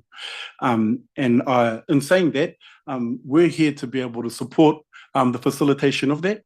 So whilst I'm saying that needs to happen, these combined forums, the reason is these combined forums don't represent the iwi perspective. They need to be spoken to straight from the horse's mouth, as opposed to acting as intermediaries, especially for these major projects. But we can help. So depending on the region, it will be myself or Hakupa or others. We can help anybody and any entities here help facilitate those conversations and who they might be with. But I would just like to say that, yeah, those big projects like this, there needs to be consultation directly with our iwi and hapu. I'd suggest that it'd be a useful conversation for us to pick up with our Poarahi, Brian Nicholas, who helps guide us on engagement for these projects. An example would be the Mana Whenua Forum that Matamata Piako District Council runs. We've engaged with that forum, but the offer is always there for those iwi hapu reps who are most affected by the work, such as those associated with Ukaipo Marae at the base of the Kaimai, for us to go a little deeper. Although, you know, time is limited as well in terms of how deep we can go on this process. And at the Mana Whenua Forum, you know, we were fielding questions about Coromandel potholes and things like that, rather than getting into some of the strategy. So absolutely see the benefit in taking it to a more direct level with iwi hapu. As you are. Yeah, I sort of agree with Hete here. But we just got to remember, you know, when we started this journey 28 years ago, 30 years ago, us as tangata whenua compromised on a few things, and we decided to work together through these forums. But he's right in saying big projects like we're talking about here have to be can be directly with the iwi hapu and all that. But I don't know with the Western Bay, but I know TCC that they have protocols with each of the iwi and hapu, and those hapu and iwi can ask for a direct engagement from there. But I don't know about how Western Bay with their Māori forums work. But you know, that was a compromise we done years ago, but it's become a great big huge machinery. He's dead right, you know, like got to get some direct input from directly from the hapu iwi. Now, you know, with all the legislative changes going on, and with the rail on, I think it's on both sides, got to be clear by 20 meters or 20 yards or something like that in the legislation, you know, like you can't have too close to the road and stuff like that, eh? There's got to be a clearance from where the track is, 20 yards on that side, 20 yards on that side is how I believe it is. It might be 30. Now, I'm thinking, yeah, with the legislative changes, could all combine putting in submissions over changing those widths and depths, you know, like to be able to put in an extra rail, because most of them, 60% of the rail is following the roads. Comes about, eh? You know, and it just seems, yeah, that's where the danger thing comes in, Margaret, like that. Yeah, they'll have to have a look at that kind of thing. But I'm thinking that they just laid another track, one going south, one going north, and maybe even a third track within those parameters or corridors that we have to keep clear. But you'll have to make some changes in legislation while it's going on. Why not ask for that? I don't know. I'm just trying to cut costs. I mean, you know, save costs and all that, because otherwise you're talking about making other tracks somewhere else, you know, and taking more land. And this way, I don't know. It's just a thought. And sorry, bro. I call you guys Waka Kotahi and not the New Zealand Transport Agency. Sorry. You know, because there's a lot of money coming in the regional deals and all that. And, you know, if you councils get together with Kiwi Rail, Waka Kotahi to make submissions over that, lessening the yardage that they have to clear. You know, so you can put in a track. But then again, the biggest thing comes in safety for that. You know, Transpath, you could have 2 to 3 tracks, and so Victor, we're getting a bit operational on this one. Yeah, but I'm just expressing I haven't heard anybody talking about going doing things like that, and it can be a cost saving instead of finding another track through somewhere else, buying more land. We're chatting to Kiwi Rail pretty closely on this one, be assured. Okay. Yeah. Okay. Yeah, Kiwi in terms of their plans, but also the constraints, costs, operating conditions are certainly being fed in, and they are around the table. Okay. Good. Thank you, Betty. Councillor Daly and then Councillor Mayor Drysdale. So many questions on this subject, but and I appreciate you come and talk to us at our own council from time to time and give us a more opportunity to ask these questions. But just quickly, the high proportion of heavy vehicles on State Highway 29, do you think we're getting sufficient funding to fix the road, that's the damage and stuff that's caused from that? But I mean, that's just sort of a lead-in, but the NLTP funding, the issues and impacts, and this whole plan, basically, the reason we're doing it, and like Margaret said, history does repeat, and we hear these questions and plans and reports over and over again. But how do we actually influence the government and the ministers so that we do get the right outcomes? And when and how these interventions are made to the Tauranga Highway network, are we prioritising them correctly, in the correct order? Are we getting the most beneficial project and investment timeline from all these studies? And how do we actually make sure that our report delivers the right outcome, I suppose? There was priority from Simeon Brown on pothole priorities and maintenance versus maybe growth planning and reducing congestion. But Cole might want to jump in, but the first bit, freight, we'd need to ask our maintenance and operations team. They're constantly doing pieces of work on the Kaimai, and I imagine a lot of it is a result of the heavy usage and the impact on the road itself. In terms of advocacy, this plan is part of that, right? Along with what I mentioned before, regional deals, the presence of the region at that UNISA table as well, which Mahe is leading. The constant discussions we are having one-on-one, whether it's myself with your mayor around, hey, let's position this in the right way, all that stuff adds up. Yeah, it's just about, there's, like I said before, not enough funding in the National Land Transport Fund, which is our mechanism for funding roads, to do everything that everyone wants. And I'd suggest there is we know there is a lot required in the Bay of Plenty. And I think there's actually a lot coming through the pipeline as well that we should be thankful for too. I think it's about getting the it'll come up soon, the prioritisation through the RLTP, and that's how we get things done effectively. But there's not enough money, as everyone knows. I'm keen to move on. We're somewhat behind time. Just one last one. The ultimate question is, can we as a group, SmartGrowth and the councils, and whether we're a unified regional authority, how can we deliver our message more strongly or to the government, I guess, that sets the funding plan?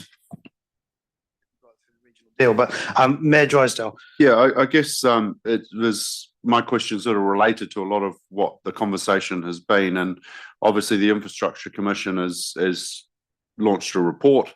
We've heard in the last few days that the government have decided to accept all the recommendations, and it very much talks to more of a 30-year plan, that everyone needs to have those investments, etc. Have that plan in place, I guess, and that had cross-party support as well. My question is NZTA kind of looked at that yet, and is there any sort of comment as to how that may change? I know one of the specific things they mentioned was is how the funding at the moment works. Yeah, there's some really good stuff in those recommendations. The detail of them for us obviously needs to flow through now. So I imagine we'll be able to talk a little bit more about that as we know more and are directed more, figure out more. yeah, and in a way, these plans are responding to some of those challenges picked up. They're evidence-based. They're looking at how do we have that clarity around pipelines out 30 years in terms of how does the network need to change? How does it need to evolve over time, and providing certainty around, how we're going to respond to meet those challenges. So in a way, these plans help us get somewhere in terms of building that pipeline and clarity together. Yeah, I've got Ricky Nelson and then Councillor Crowther, and then we indeed need to move on. So, Ricky. Kia ora. Just a quick question on SH2. Last month, the government announced that the Katikati bypass would be a project within this regional deal. It hasn't yet committed to a timeline, but having a look at trucks and freight affecting our smaller communities, especially like Katikati, have you guys got an update on that project? And also when it comes to tangata whenua engagement, especially around that particular project, we would like to maybe initiate those discussions early as well. I think on timing, that's being worked out through the implementation plan, and we'll hear more about that later from Dave, I think. So that's still being worked out effectively. No funding allocated currently for us to do that project, but that's where those other forums we talked about and, RLTP prioritisation, along with that regional deal prioritisation should help add weight. Councillor Crowther. I'd like to support what Whitiora said in terms of a bit of strategic leadership from this region to Kiwi Rail on practical solutions, and what Councillor Dowley said in terms of strategic leadership. So the regional deal doesn't have a good overlay with the smart growth strategy enough the transport outcomes in my view. But my question was kind of getting to you were saying you're chatting to Kiwi Rail pretty closely. I'm interested in, have Kiwi Rail committed, they've got their detailed business case for the Golden Triangle decarbonisation electrification program. Have they committed to have the East Coast main trunk to Morrinsville electrified by 2030? So that was always the stated goal. The minister's obviously trying to pour as much money into that rail network as possible within the budgetary constraints, but have they committed to doing that? Because that is a fundamental strategic issue. And if we were talking about Sarawa 29, I would say forget that.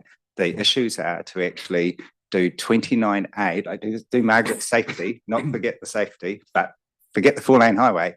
The game changer is going to be to get 29A, our own forgotten highway, sort that out, and sort out the upgrades of the rail network and the electrification, because that'll be an absolute game changer for the Upper North Island. But are they going to commit to it?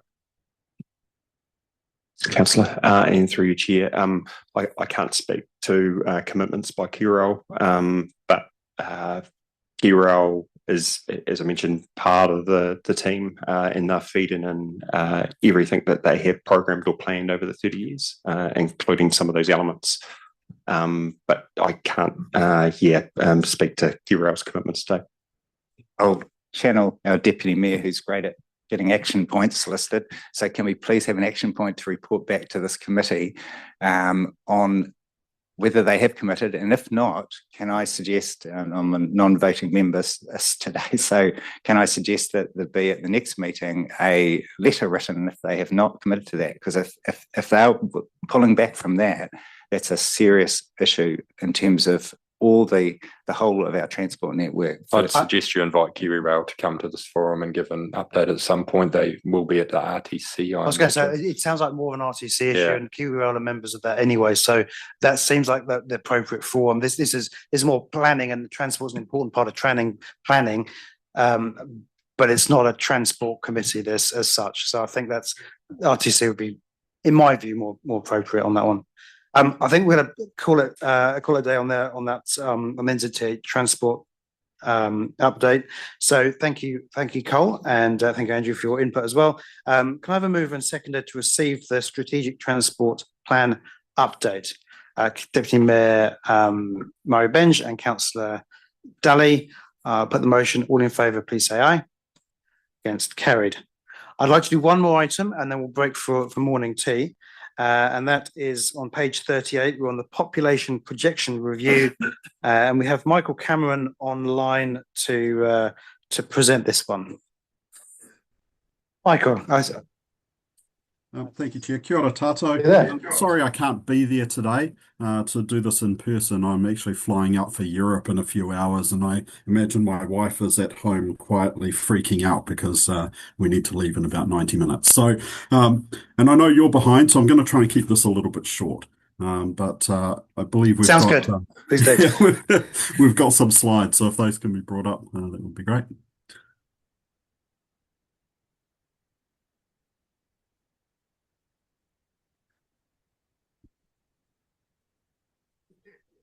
Oh, I can't see them. I wonder if you can see them. Oh, yeah, good. Here we go. Okay. Yep, Next slide, please.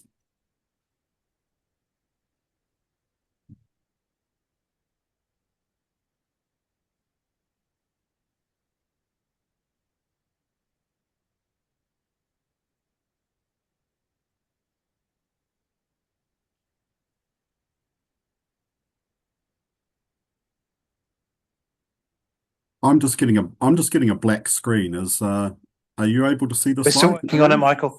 Yeah. We're still working on it, Michael. Okay. All right. Thanks.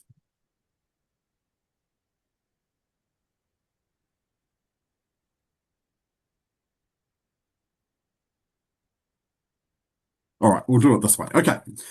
So I've got a little exercise for you to start with, which is going to illustrate, I think, the challenges of projecting the population. So here's some real data for New Zealand from 2002 to 2018. And so the question is, what happens next? Right, so I'll just give you a moment just to think about this. This is data. It's moving over time. If you were to try and think about what happens next, what would you say? And I'm not going to ask any of you to actually give me an answer. We're just going to flip to the next slide and I'll show you exactly what happens next. So next slide, please. And this is what happens next. So if you were able to actually predict that was what was going to happen next, then probably we need to swap places and you can do projections, because this is actual data for New Zealand. This is net international migration for New Zealand from 2002 to 2018 and then through to 2024. And if you were thinking about projecting the population for New Zealand in 2018, you were essentially trying to anticipate a global pandemic that would happen 2 years later, borders locked down, net international migration falling to below zero, and then immediately bouncing back 2 years later to the highest it's ever been before dropping back. And so this really illustrates the challenges of projecting the population. Can we have the next slide, please? And so this is one of the reasons why when we think about population projections, we refer to them as projections and not forecasts. Because forecasting future population is a losing proposition. We're never going to get it right. In fact, George Box, the British mathematician, has a really cool quote, which I like to use, which is that all models are wrong, but some models are useful. Now, all population projection models are going to be wrong. If you look at some projection of future population that was made now or made in the past, and you compare it with actual population, it's going to be wrong. The question is not whether a population projection is wrong. The question is really whether it's useful for planning purposes. Right. So what are projections? Well, a projection is essentially you take some known assumptions about fertility, about mortality, about net migration, and you use those known assumptions to develop a projection for what the future population would look like with those assumptions. So essentially, a projection is not a forecast, it's a scenario, right? It's based on what you know fertility, mortality, and net migration are going to be. Now, we don't know any of those things, so that's why it's not a forecast, it really is a scenario. And so Stats New Zealand produces various scenarios. The main ones are a low, a medium, and a high variant. And the low variant assumes low fertility, high mortality, and low net migration. The high assumes high fertility, low mortality, and high migration, and the medium fits somewhere in between.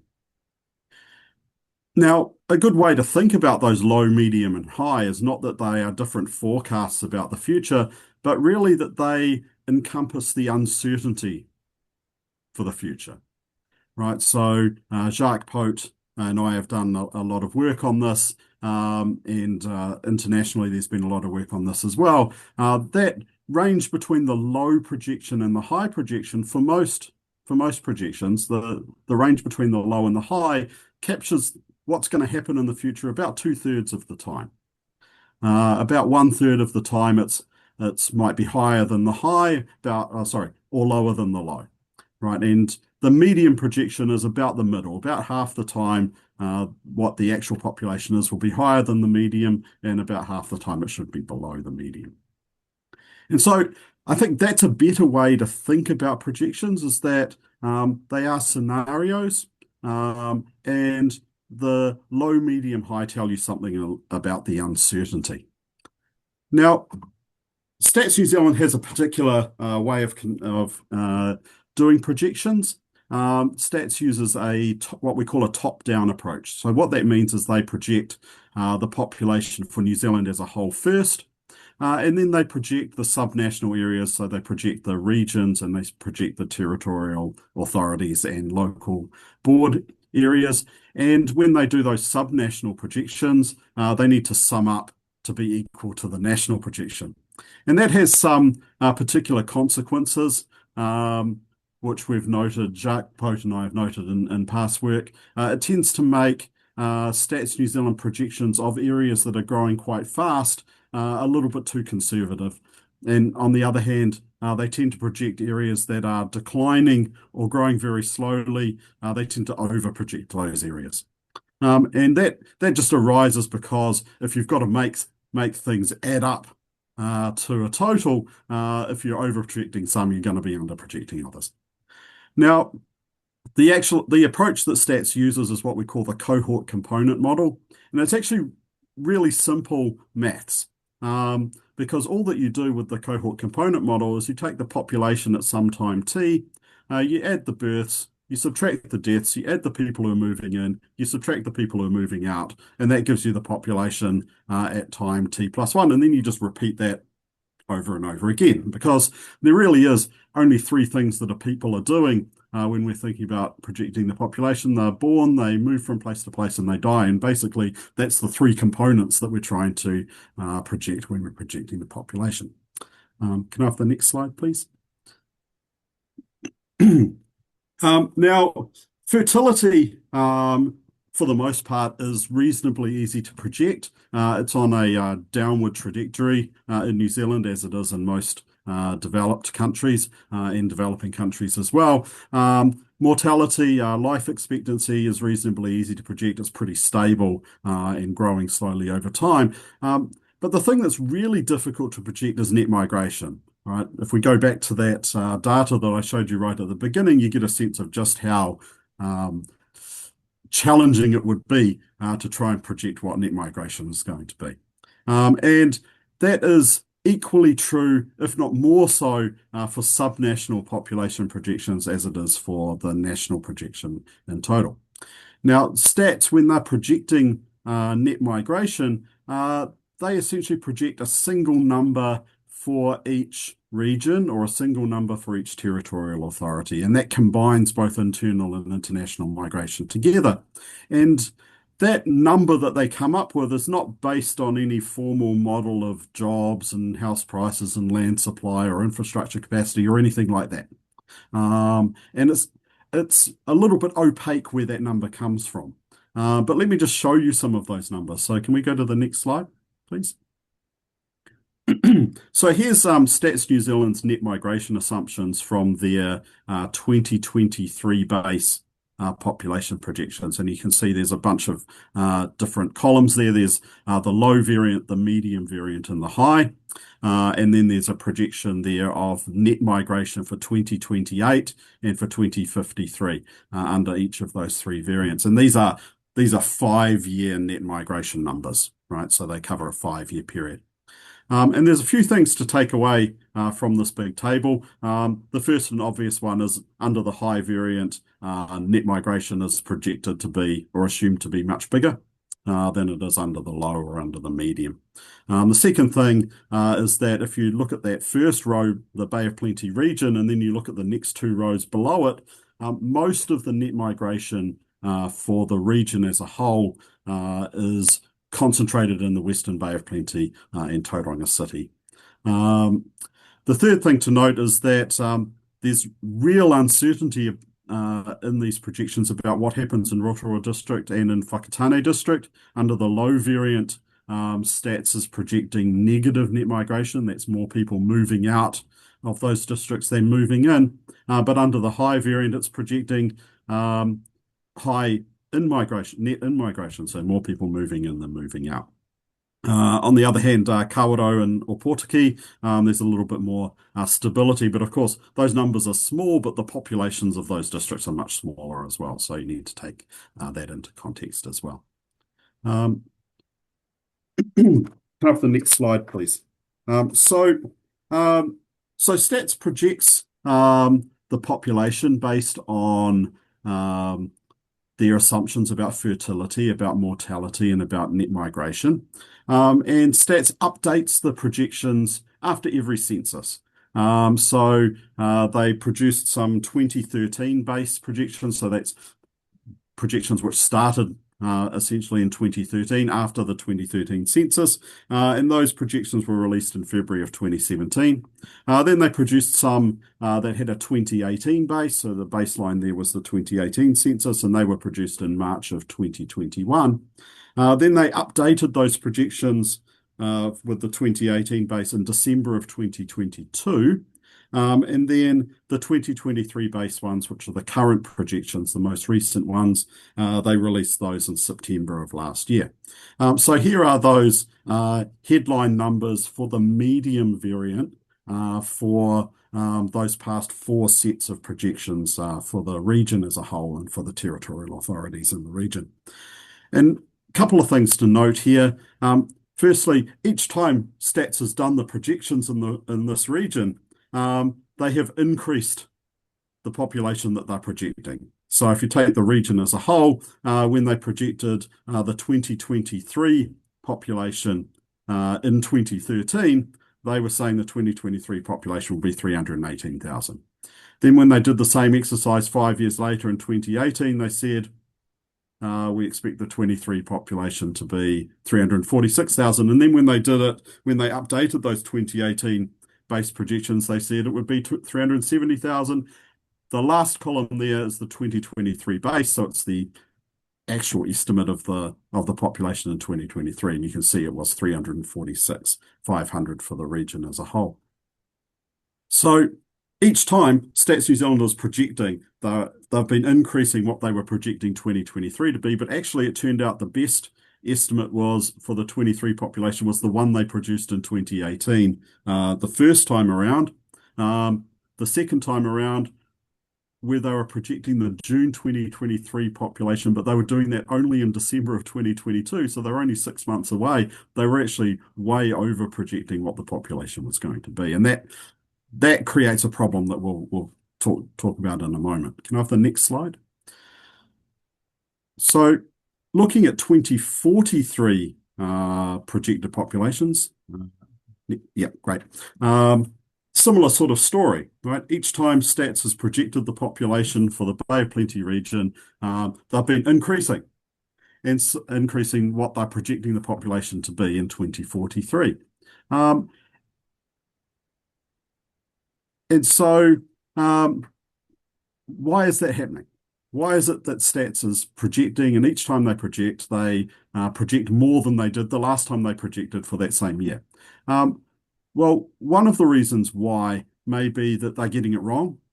Another might be that on the ground things are changing, right? If population is accelerating, if population growth is accelerating, what we see now and we project into the future based on now, we may need to update that later to account for, well, things are growing faster than we thought they were growing before. But given that stats keeps having to do this over and over again, it suggests that they keep underestimating just how much the population is growing in the Bay of Plenty. Can I have the next slide? If I look at the 2018 base projections and the 2023 base projections, and just compare the two of those and look at, this is at the regional level. So each one of the dots here on this graph is one of the regions in New Zealand. And across the x-axis there, we've got the actual population growth rate between 2018 and 2023. And then on the y-axis, we've got the change in the population projection between the projection in 2020 from the 2018 base and the 2023 base. And so what this graph shows is that the areas that the regions that were growing faster, Stats New Zealand revised up its projections by more. Right, that's what the dotted line in the middle is representing. That's the average relationship here between population growth between 2018 and 2023 and how much they revised up the projections by. The regions where the dots are above that dotted lines are ones where the projections were revised up by more than simply could be predicted by how much they grew between 2018 and 2023. So let me break this graph down a little bit more. So the population growth, each one of these dots is one of the regions. The slowest growing ones, in case you're interested, that's Wellington City and Southland. The fastest growing ones, the three blue dots at the top right, that's Tasman, Waikato, and Canterbury. The red dot that sits above them is the Bay of Plenty. So Bay of Plenty was one of the fastest growing regions. It was the fourth fastest growing region between 2018 and 2023. Stats New Zealand revised up the population projections subsequent to 2023, and they revised it up by far more than they revised up Waikato or Tasman or Canterbury that were also growing quite fast. Just in case you're wondering as well, the other two dots which are sitting way above the line, one is Southland as one is West Coast. So when Stats was revising up projections for the regions, the ones that it revised up by the most relative to how fast they had been growing were West Coast, Southland, and Bay of Plenty. Now, West Coast and Southland don't typically grow very fast. Bay of Plenty, on the other hand, is growing really fast. So Bay of Plenty is a little bit of an outlier in terms of how Stats projections have been treating the region. Can I have the next slide, please? When we look at the territorial authorities and local boards, we get a similar sort of story. We've got there's of course many more of these, right? So there's many more dots. The red dots that you can see here are Kawerau or Portuki, Western Bay of Plenty, and Tauranga City, and they all sit well above the line. So Stats revised up the projections for those territorial authorities by much more than could have been predicted, given their population growth between 2018 and 2023. The two black dots, which hopefully you can see they're in the middle of that of the bunch there, that's Rotorua and Whakatane. So those districts weren't revised up by as much relative to their population growth. Okay, so why does this matter? Can I have the next slide, please? It matters because what happens when you get things wrong, right? What happens when you over-project or what happens when you under-project? And if we think about the three sub-regions in the Bay of Plenty region, for smart growth is the population is heavily driven by net migration. It has a real, as just heard from NZTA, the infrastructure sequencing is a real challenge. But that creates risks in both directions. There's a risk if the high projection is too high and you you build out infrastructure for a really high population, which doesn't eventuate. Then you end up with stranded infrastructure, you end up with financial sustainability problems. I mean, I'm sure I'm not telling you anything that you don't already know, but there's also risks on the other side as well. If population growth is not as fast as what you anticipated, if population growth is faster than you anticipated, then you end up with house price rises, rents going up, household crowding, congested infrastructure, displacement of population growth, both to other territorial authorities and also outside the region as well. Rotorua Lakes and Eastern Bay of Plenty have got slightly different planning risks associated with projected populations. They're growing much slower than the smart growth subregion, but that comes with a lot more uncertainty. Right, so as I pointed out before, stats projections for Rotorua Lakes in particular show maybe net migration is going to be negative, maybe it's going to be positive. Things could go in any direction almost for Rotorua Lakes, and the demographic profile is quite different. The populations are younger, that means fertility is higher, and things are much less certain relative to their population size for Rotorua Lakes and for Eastern Bay of Plenty than they are even for smart growth. Can we have the next slide, please? So is there some other way that you can do things? Well, Stats New Zealand projections are there. Using a single variant across the entire region has some challenges. If you were to use the high projection, for instance, that might over project Tauranga and Western Bay of Plenty, but might be fine for the Eastern Bay of Plenty or Rotorua Lakes. On the other hand, using the low projection everywhere as your preferred planning scenario would be perhaps okay for Western Bay of Plenty and Tauranga, but would be far too low for Rotorua Lakes or Eastern Bay of Plenty.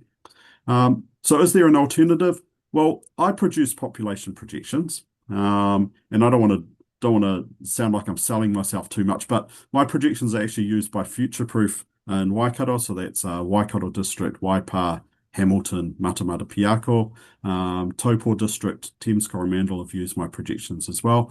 They differ from Stats New Zealand projections in some pretty fundamental ways, and I'll come to that in a minute, but for the region, for the Bay of Plenty region itself, my latest projections show a lower projection than Stats does for the smart growth subregion, similar but with a wider range for Rotorua and generally higher for the Eastern Bay of Plenty. Can I have the next slide, please?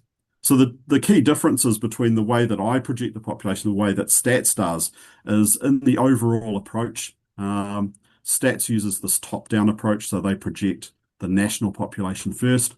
My projections are all bottom-up. So I project essentially the whole country all at once, all of the territorial authorities and local boards together, and to get a national projection, you just simply add them all up. In terms of fertility, I use Stats New Zealand projections, but one of the things that I've noticed, interestingly, over the last couple of sets of projections in 2018 and 2023 is if you take Stats fertility projections at face value, they over-project the number of births.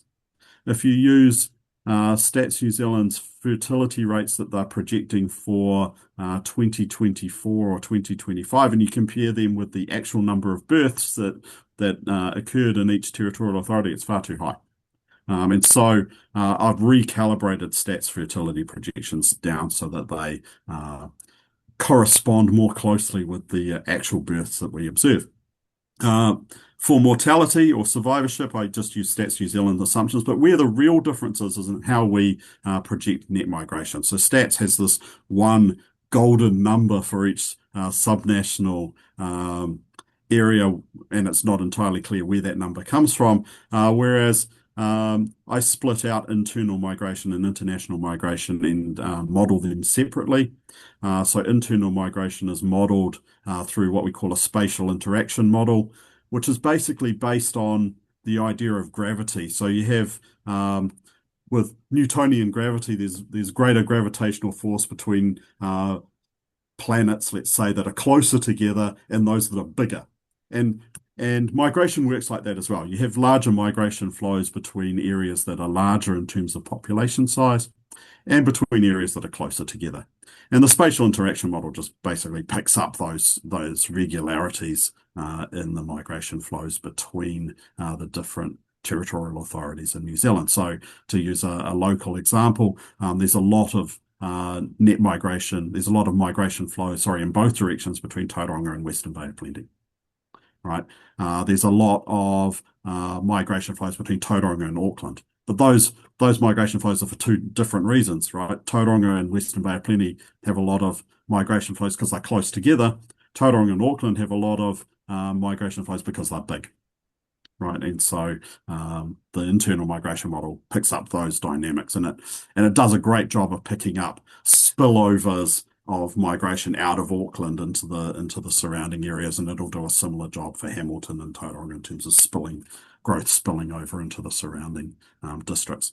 International migration, I model separately the immigration and the immigration using separate time series models. And can I have the next slide, please? And to give you a sense of how things look, comparing my projections with Stats New Zealand's median projection for the country as a whole, my projection's a little bit lower for New Zealand as a whole, and there's a good reason for that. As I mentioned, I think Stats New Zealand projects far too many births. I think their projected fertility is too high. And secondly, my net international migration is lower than Stats New Zealand and better replicates actually what we're seeing on the ground, because after that massive spike in net migration straight after COVID, net migration's been trending downwards. And so my projections have actually picked that up in a more accurate way than Stats New Zealand's have. Next slide, please. So what do we take away from this? Well, Stats New Zealand's projections are a good starting point, but you shouldn't treat them as a forecast. Treat them as what they are, scenarios, right? And they give you a sense of the uncertainty around those scenarios and how uncertain the population is for the future. Definitely should be using local evidence to supplement these. Don't take them as a given. Don't take any projections as the final say on what's going to be the one true future, because they're all going to be wrong. And lastly, if you continue to use Stats New Zealand projections, you really need to constructively engage with Stats New Zealand. They say that they engage with the councils. I haven't seen a lot of evidence for that, and when I talk to planners, the planners tell me that Stats don't really engage with them, but you can be proactive about reaching out to them as well. Right, next slide, Anne. I'm happy to take any questions. Thank you very much. Right, thank you, Professor Cameron, for that detailed presentation on your model and how you project populations. Very, very fascinating. A lot of immediate question from Whitiora. Whitiora, over to you.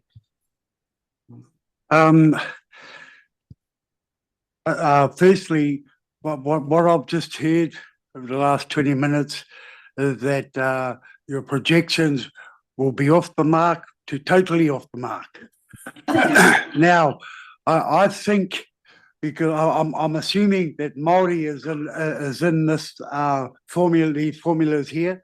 I'm just now I'm going to be going into a bit of the what you were sort of said to me the last time I commented. I'm going to give a formula for how you could predict how many Māori houses and population on there with a bit more accuracy than what you're doing here. Because the way Māori land tenures is basically only my kids, my grandkids, my great-great-grandkids and all that can get on the land. At the moment, you have Māori land blocks with numbers of people there. You could at least, say 50% over the next 50 years will come back to that land because it's cheaper to build on there. And if you did that from top to bottom, as you said, and this is a loose formula, I'm saying you could still get an accurate prediction that over the next 30, 50 years, 50% of my descendants will come back and live on my land. And I think you could make some projections there and extrapolate Māori, the Māori population through those Māori land trusts, and you can get all those numbers and that through the Waikato, Maniapoto, Māori land, Māori court, Rotorua one, the Whakatane, and all that, man. And I'd say you get a more accurate prediction if we say 50% would be coming back over the next 50 years. So I'm just throwing that out there because we're in that equation formula, and I'm saying you could actually extrapolate Māori, the Māori population from there to get a good understanding of what could be built and what kind of population could be coming back to those lands. So thank you, Fitzgerald. I'm sure the professor will take those comments on board, but I'm going to move to Councillor Scrimgeour now. Thank you, Michael. I appreciate the effort you've put into analysing the statistics numbers and trying to come up with where the differences are. And I think that's quite helpful. I'm just interested, you talked about in your paper that Future Proof uses your figures. I was just intrigued to know how long they've been doing that and their confidence around the outcomes. So I believe the first time we did projections for Future Proof would have been 2006. And they've been using our projections ever since. Now, the model has developed over time. So the model that we use now is different from the model we used back in 2006. But that's because we are, I guess, getting better at understanding how to project the population and developing the frontier of population projections. I mean, this is something that Jacques Pote and I have been working on for, as I say, 20 years now, trying to develop better projections for the future. Councillor Graham. Thank you, and thank you for the presentation. This is a question, I think it's for the committee, so I'll address it to the chair. And that is to pick up on Whitiroa's point that we pick a population projection. It could be more, it could be less, but we need to base our assumptions on something. So my question for the committee is, how do we ensure that the decisions that we make based on that projection are reviewed and before us as we go on, and it might change. So there's risks with it, the actual population being less, there's risks with the actual population being more. And we will make decisions at different places, so on different council tables, and with different renditions of future councils. But I think it's really important that the assumption around the population projection is in front of whoever the decision maker of the time and of a decision has that assumption, population assumption in front of them, and then also the assumptions that they're then made based on that population assumption. So if we assume that the population is going to be bigger, but it's actually less, we're assuming there's going to be a certain population that we are passing on, dispersing the costs to for infrastructure, for example. If it's less, then there's a financial sustainability question there that should be being reassessed if it doesn't come to pass. So how do we keep that that information in front of future governance entities and people working around these things, and make sure that all of the assumptions are very clearly spelt out, so that if the inputs change, we are reviewing the thinking that has then come to a decision. Thank you, Councillor Graham. And I think I immediately comment. So we all councils, I'm sure, review population projections every LTP. The question perhaps I have, which is related to yours, is so we review it every 3 years. But if Western Bay chooses Stats New Zealand and Tauranga or SmartGrowth chooses something, choose Waikato, University of Waikato? How do they mesh together? And who ensures there's coordination? Actually, it's a little bit more. It's a little bit more less visible than that too. It's the assumptions that have been made based on that population. So it's the second set of assumptions that have been made, and how do we keep those second set of assumptions visible? Craig, do you want to comment, or is there anyone else in the room who's? Yeah. Did you want to answer the question first, or is there anyone else in the room who can help that? Well, I can answer the question, and that is the point of this exercise, that the Stats New Zealand projections came out and there were concerns about how high they were. And the work we've done here has looked into that and has confirmed that those are reasonable concerns. And we need to have a better confidence in our population projections than the Stats New Zealand's one have given us. So this is the first stage. The second stage was if there was a case to move on and do a more refined analysis. And I think there's a case for that.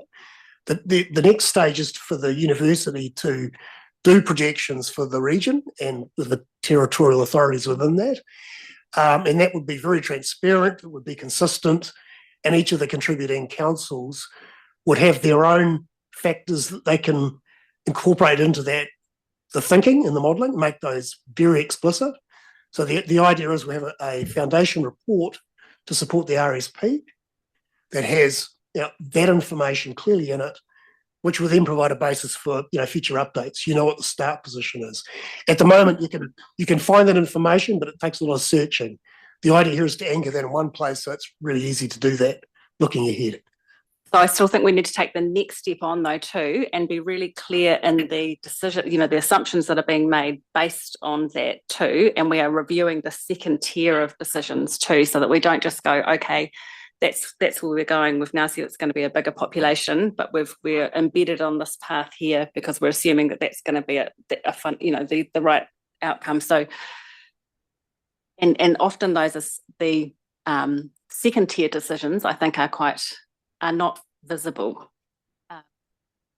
and not revisited. Exactly. Yeah. So I just think that if we can think about a way to make sure that we are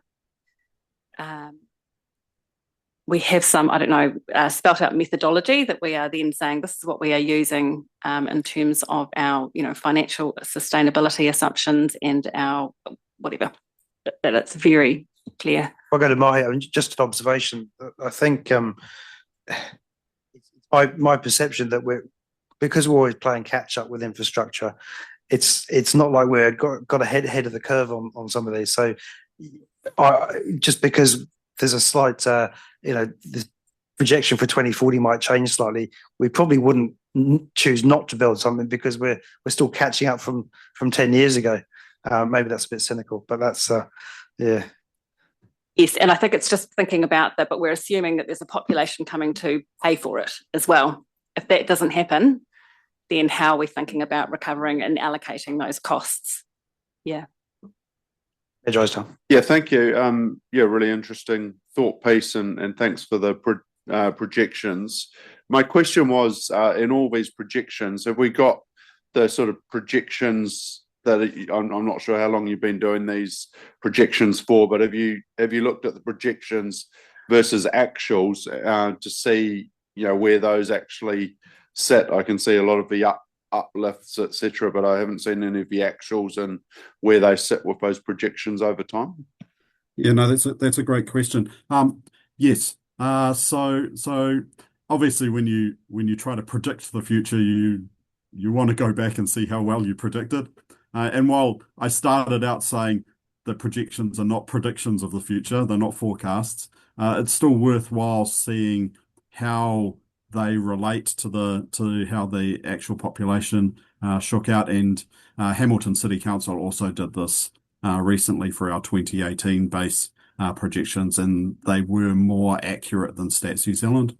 I think were they accurate is probably the wrong question because so much uncertainty and between 2018 and 2023, of course, we had this big pandemic. So I don't take a lot of joy in that our predictions were a little bit more accurate than Stats New Zealand's were, given we had a pandemic in the middle. But the more important thing for me is did our range between high and low projections, did we get that right? And I think we did, and that to me is the more important metric for is this a good model? Is it useful for decision making? Materi. Yes, kia ora, thank you, Chair. Look, I'm coming to the defence of Whitiora in his questioning, and I felt he should be given the opportunity to get probably an answer back. So, Michael, are you able to give the answer to Whitiora's question around tangata whenua? Yeah. Yeah, no, kia ora. Whitiora did ask a good question. And I think that information is important, and particularly important if we were projecting the population down to a much more finer grained level than the territorial authority.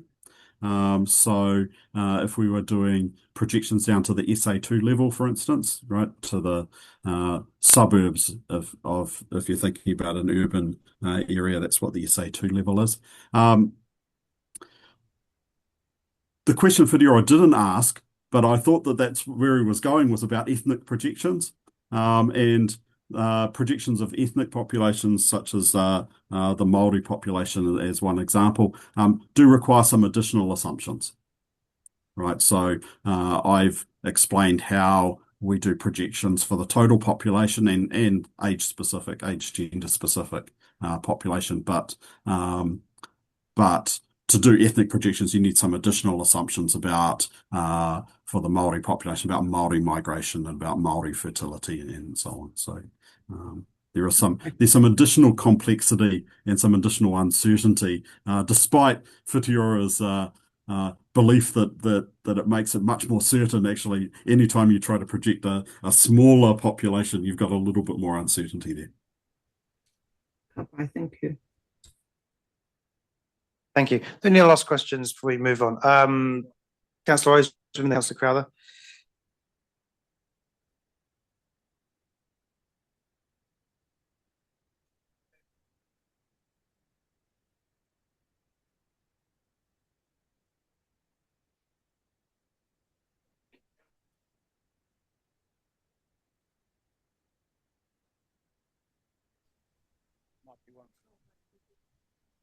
Was your mic on?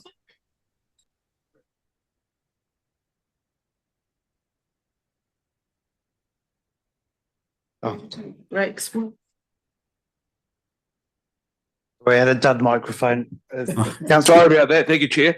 There was an IT glitch. What I'm looking at is your projections are clearly lower than Stats New Zealand. So we've been requested from the Minister to enable 30 years of housing growth, and we all think within TCC that is optimistic projection.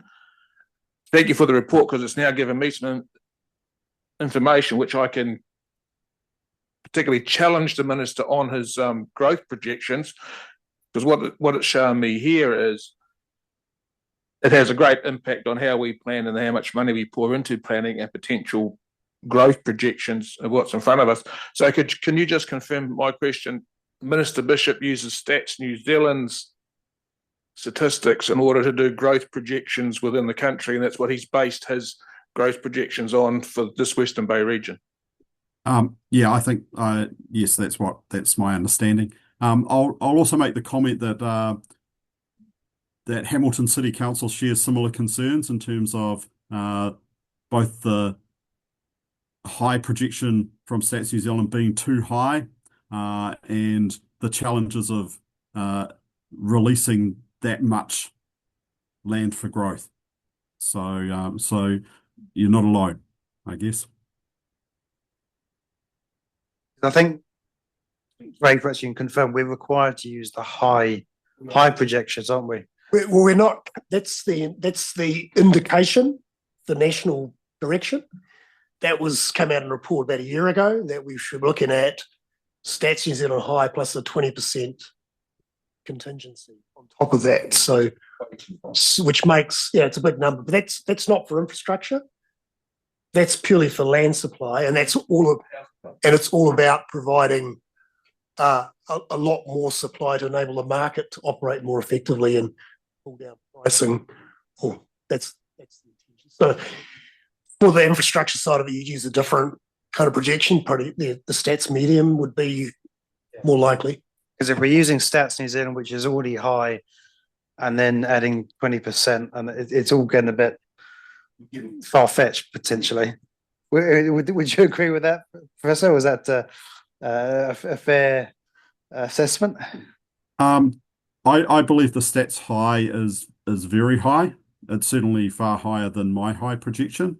That doesn't mean that it's necessarily wrong, as I said at the beginning. It just means that it's a very high scenario, and the chances are that the actual population that is observed is higher than that is very, very, very small. So if you were planning for that high projection, you're planning for a case where the population is almost certainly going to be smaller than that. Okay, thank you. Councillor Crowther, then Councillor Crowther. Yeah, thank you. Just a quick question on like census population, ERP, all the different populations. Sometimes central government agencies seem to rate us at the lower number instead of what I would think is more accurate. The one that gets very little discussion is the functional urban areas. And have you looked at, with those changes that took place in 2018, it seems to understate our sub-region, because it's like Te Puke is extracted, and you've got like Makatu and places like that are not included. Do you have a view on that? Because to me, that's when you're doing urban planning, you want the functional urban areas, I would have thought. Yeah, we're a little bit constrained in terms of what we can do. You're right that, if we didn't have to worry about boundaries, then the optimum would be to base projections on functional labour market areas, for instance, and that would be a sensible way. Unfortunately, we are constrained by boundaries, and so the exercise that we undertake is to project for particular boundaries, and so that's why we end up with. Through the chair, I might suggest that those boundaries maybe or may not be changing. Indeed. That's a conversation for a different day. Councillor Alvin. Yes, look, I really appreciated that report, but my question's really to my fellow smart growth, and I'm into all the warm fuzzies, so you'll just have to excuse me.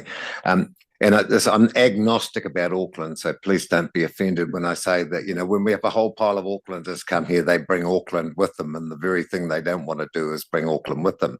And, so we have this cultural overwhelm. And I think we see that in things like philanthropy and community commitment, that we're actually a pretty new community, apart from my tangata whenua cousins. What part of smart growth is about and I'm not being a Luddite, what part about smart growth is preserving our sort of heritage and what we stand for and our values? Or do we just say the only thing that smart growth is concerned about is house prices, rates and roads and rubbish? Because that community cohesiveness is what is critical, not just how big we grow. Statistic and damn lies. Who cares how many people come here? What do they contribute to our community, and how do we integrate them? What part of smart growth delivers that? I'll have a go answering that one. So as a visitor. So Smart Growth is a planning organisation. We're required to provide housing, enable housing for population growth, and that's driven by government. At our territorial local authority level, that's where we provide welcoming communities, we provide the community facilities, all those things, and also tangata whenua partners play a role in that too. So that's where we, as you alluded to at the beginning, the soft fuzzies. I don't think that's the role of smart growth. We're making sure that the appropriate land areas are zoned and have an infrastructure But in terms of welcoming people and providing cultural connection, that's at a local council level.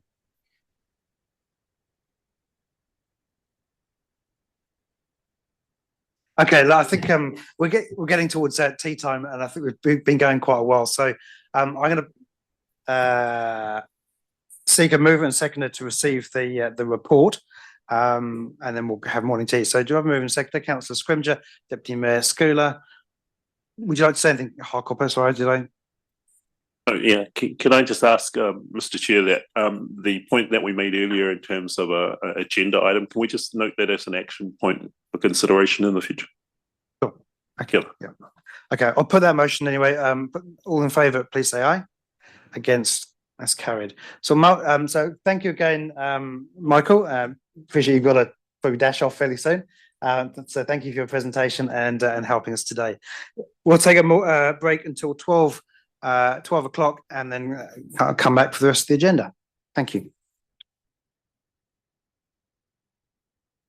Okay, so we're on page 70. So this is the mail form update. And as you can see, this is just a reproduction of what was in the mail form from 11th of June. I'd like to take this as read. We are about an hour and a half behind time, believe it or not. So I'd like to take it as read, but if there's anything that anyone had particular questions about, then please do ask. Happy to move, Mayor Drysdale. Do I have a seconder? Councillor Scrimger? There's no questions or debate? What are we talking about now? Is this the smart growth implementation plan? No, it's the mail form report, which is a reproduction of the agenda item from the 11th of June. 70. So it's been moved and seconded. So if there's no debate, I'll put the motion. All those in favour, please say aye. Aye. Against, carried. So now we move to item or the regional deal update on page 88 and invite, actually looks like it's Dave rather than Tim, but yeah, Dave to come and speak to us. Tim's online. Can you, I was going to check, can everyone online hear us? Yes, I can. Perfect. Thank you, Martilli. James, really sorry, but can I ask one? I'm happy that it's moved and seconded and passed the previous, but I was just trying to get to I'll indulge you, Kat, go on. It's just a quick one about the spatial plan and for NZTA on your presentation, Andrew. Are you working closely in with the regional spatial plan in terms of that planning and thinking with the 30-year plan for transport? How connected to the regional spatial plan are you? And if not very, can you be more so? Yeah, we need to be. We need to stay connected, so we're very cognizant of that. Yep. Thank you. Okay. So thank you. Let's introduce Dave Courtney. I think most of you know him, but David, perhaps introduce yourself and take us through the regional deal update. Thank you, Chair. Tim, I can see, has just jumped on. So you can take this paper as read. Obviously, the elements of the regional deal should be pretty familiar to this group by now. We have been doing a bit of work with Craig to circle back. In the end, a lot of what was in the regional deal came out of smart growth, and it's just to circle back from that point back into ensure the smart growth implementation planning does reflect what sits in the regional deal. So we have had a couple of conversations now to update the documents accordingly. We're into the implementation planning process. In terms of where we're at into that process, we're working closely with DIA to get the sort of artefacts we need in place, if you like, and with the regional team as well to get the implementation planning underway. So that's meetings and diaries, the first look at a template from DIA around what has to go into an implementation plan. We've already started the work on the content, if you like, but now we actually get to see how that falls into a document over time, and a lot of conversations going on at a regional level to start to put that content together. So in terms of names and boxes, if in the regional deal structure, you'll see for those that have read the documents, there is a governance structure that's set out in there. Largely the names are defined by the titles that sit in the boxes. So obviously the mayors and chair names are pretty obvious as to who sits there as other ministers as well at the governance level. At the Deal Oversight Board level, it is made up of the 3 Cs from the councils. Again, names already there. Myself as CEO of Priority One, there is central government representatives as well, sort of a temporary holding pattern there, and that there are 2 reps, but as this new ministry MCET is formed, the new CEO will sit on that board as well. Again, there'll be a name attached to that. We're doing and working with iwi at the moment to get their representative sitting in there and looking to confirm both the independent regional rep, and in the end, central government will confirm who the independent rep is, if you like, as well. So it's probably still 3 or 4 key names to come into that position. So happy to take any questions. Tim is also online to help us. Thank you, Dave. I see Deputy Mayor Murray Bench. Could you just repeat the structure from we've got the regional deal and it's good, we've got no money. So what are you doing to actually implement, and when does it come back to us on a regular basis? So the structure for the regional deal is outlined in the agreement that was signed between the region and the Crown. Effectively, at the top of the structure is the decision-making body, which remains sitting with the mayors, the chair, and the 2 ministers, being at the moment Ministers Bishop and Watts. But it's their title that matters, not the name so much. Below that is what's called the Deal Oversight Board.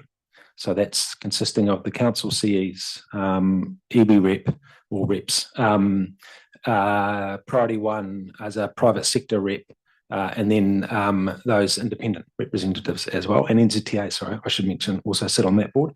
Then below that are a series of steering groups which will own those initiatives as well, so work to be done to understand who those are. Sitting off to one side is the advisory groups, so that'll be groups such as SmartGrowth that contribute into that point of view. And then the key point, I guess, for how this flows back to elected members is the deal documents are explicit to say that nothing in the deal supplants the ability for or the standard decision-making processes, both within the cabinet process and also within the council processes. We report into a governance group every Friday morning. I guess as it starts to take shape, there'll be a regular updates to elected members at the discretion of the governance group, and then we're just sort of coordinating and administrating rather than making decisions on when things are shared out. And maybe just to, Margaret, just to answer the question around when it comes back to you, the developed implementation plan would have to come back for approval. That's the view at the moment. So once it's a bit more developed, it would come back for council approval, as it would have to go to the government for their approval. I'm going to go with Martiri next. Yes, kia ora, thank you, Chair. Question for Dave. You did mention the governance oversight group. The last time I looked on the papers that were sent to me last week was that you're working with iwi to get representation on that group. My name is already there as the chair. What progress has been made with iwi in identifying their representative on that group, do you know? So to date, I've been sort of playing the update role, if you like, to other interested parties. So working around the iwi chairs to bring them up to speed on what the deal is and what the implementation planning phase is. I guess it's back to that group and probably in coordination with yourself as to who the final representatives are. I'm very conscious that it's not our role to appoint, particularly in this space. So I'm just there to provide the information, say what we need from that process, and then leave iwi tangata whenua to make the decision as to who those representatives are. Yeah, I guess it's relevant because there's other tangata whenua members around the SmartGrowth table who probably need some understanding about where this is placed. Cool. Kia ora, Martiri. I'll add on to your thoughts. So we've got SLG Tangata Whenua members here that represent the collective Tangata Whenua forum, including Hapu, iwi that actually sit around that table. Our concern is mainly that we've been working on a strategy, the smart growth strategy for the past 4 or 5 years. It's important for us to make sure that those priorities that we've developed within that strategy are actually delivered. It's important also when you're having those conversations with iwi at the table that we do have our representatives. Say, for example, I think Matere kind of sits within that space. So with those conversations, we've got a key person from the SLG Tangata Whenua representatives sitting there in those conversations. Thank you. I'm happy to work with any group to provide the updates and sort of explain what the system is and what we need from that process as well. Yeah. Thank you, Chair. I think further on to Deputy Mayor Murray Benge, we have raised already that it's not all that clear when some of the decisions within the regional deal come back to elected members. And we have sought clarity on that. And I think we are now, elected members are now part of the governance, the structure chart. But it's really important that we, although as Dave says, that there's nothing in the deal that supplants the decision-making of councils, we need to be really clear that we do know when that's coming back to elected members and at what stage there's reporting or there's decision-making to be had. But on top of that, just seeking clarity, we had talked about one of the working groups, I think they're called working groups, including that could be the Smart Growth Leadership Group, and I just don't know if we've had clarity on whether that's this whole group or a committee of this group, and I'd just like some clarity if there is on that, please. So that's still being worked through at the moment. I guess when there's a straw man proposal as to how Smart Growth plugs into it and what the best group of people within Smart Growth, because it's a very broad forum, as we know, when we look across all its sort of committees, to come back, I guess, and get a view. Craig or Tim, is that the best way to put that? I know there's been a number of conversations on that. Yeah, maybe to add some colour to that. So, I mean, within the council conversations to date, based on what the requirements of the steering groups are in terms of reporting, because they do sort of have a technical and reporting function as its primary function, through to the Deal Oversight Board and then obviously up through the political layer to mayors, elected members and so on. So I think the thinking so far was that particularly in the area of housing and land development as a commitment in a series of initiatives, that the SMG level is probably the right level, and the council staff felt that that even that was probably, it has too large a grouping, and so it would end up arguably being a subcommittee of that group. So, and obviously given that the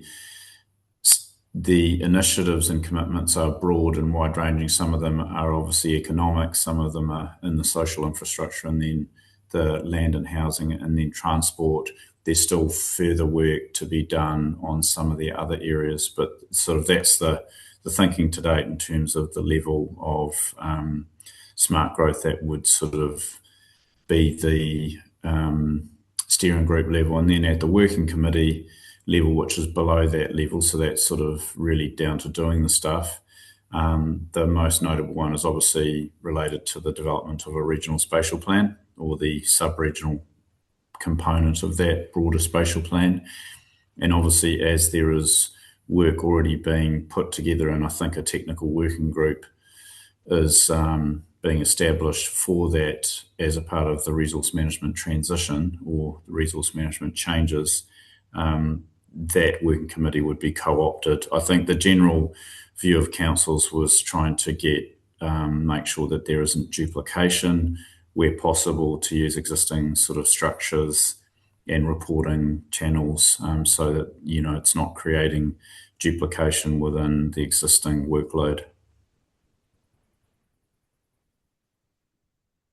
Thank you, Tim. Did you have a follow-up? Can I have a point? follow-up if I Yeah. may? So, okay, so at this, that was a little bit unclear. So at the steering group level, if the Smart Growth Leadership Group is going to be, or a part of it is going to be one of those. It's not the SLG advisory groups. Suggested it's Will the it come back to SES. this group to say who is that going to be? Or will that be an elected member decision? As set out in the agreement, the steering group decisions, I think, are made by the Deal Oversight Board, but obviously those would be communicated with other folks, obviously, particularly political. Councillor Daly, then Deputy Mayor Murray Bench. Dave and Tim, thanks for your update. I guess all I want clarity on, or maybe a bit of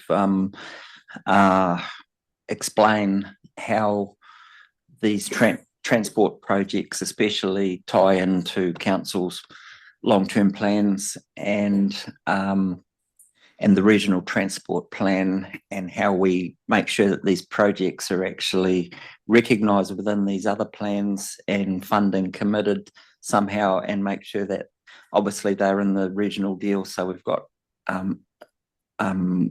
commitment from the government to move these forward. So, but we also need backup from the long-term plans and the regional transport plan.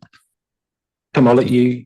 You probably have to split them up into the different component parts, because obviously the RONS projects are funded entirely by the National Land Transport Fund, so sit with NZTA, and obviously the work plan with those is intrinsically tied to the 2027 GPS. So the work's got to be done to work with the Crown to essentially get their instruction to NZTA through the 27 GPS locked in, because that's what essentially provides the clarity for the region.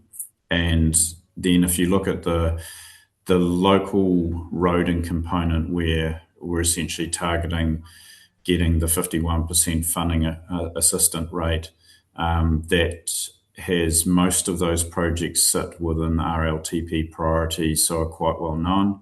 I think there's one roading project which is, I think, might be Seddon, which may not be on the RLTP. So there's work to be done on that, but that's also somewhat tied to the 27 GPS. So that work would need to be sort of put together. And again, that's part of this planning period that's occurring, or will start to occur soon.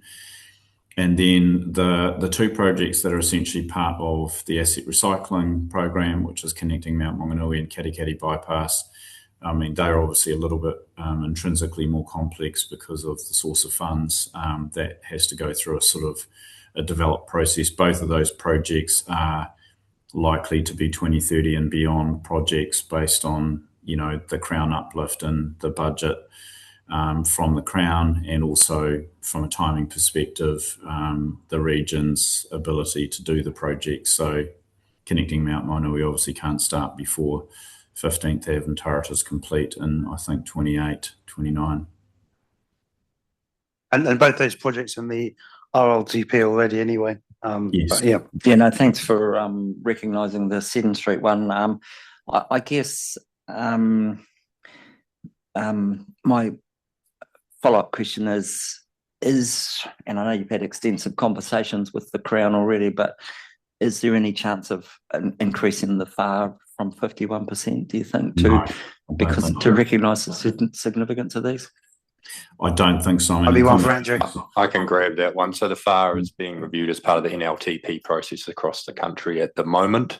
It can change based on, fairly intense algorithm that calculates the FAR rates, but generally it doesn't. I mean, the conversation with the Crown did not indicate that there was an appetite, because what was negotiated and discussed is a group of projects that total about $160 million on the Crown side. And so I think that was one of the defining factors. So obviously, if you take a look at other FAR projects, I mean, connecting Mount Maunganui on its own has probably that total would be the FAR component of Mount Maunganui, if it was to attract the 51%, would be equal to or greater than that total. So the negotiation centred on the growth arterial roads that drove housing, and that was the Crown's focus. If I can indulge. One last one, then Councillor. One last one. In terms of asset recycling, could the Crown contribution be put towards transport? That's the intention.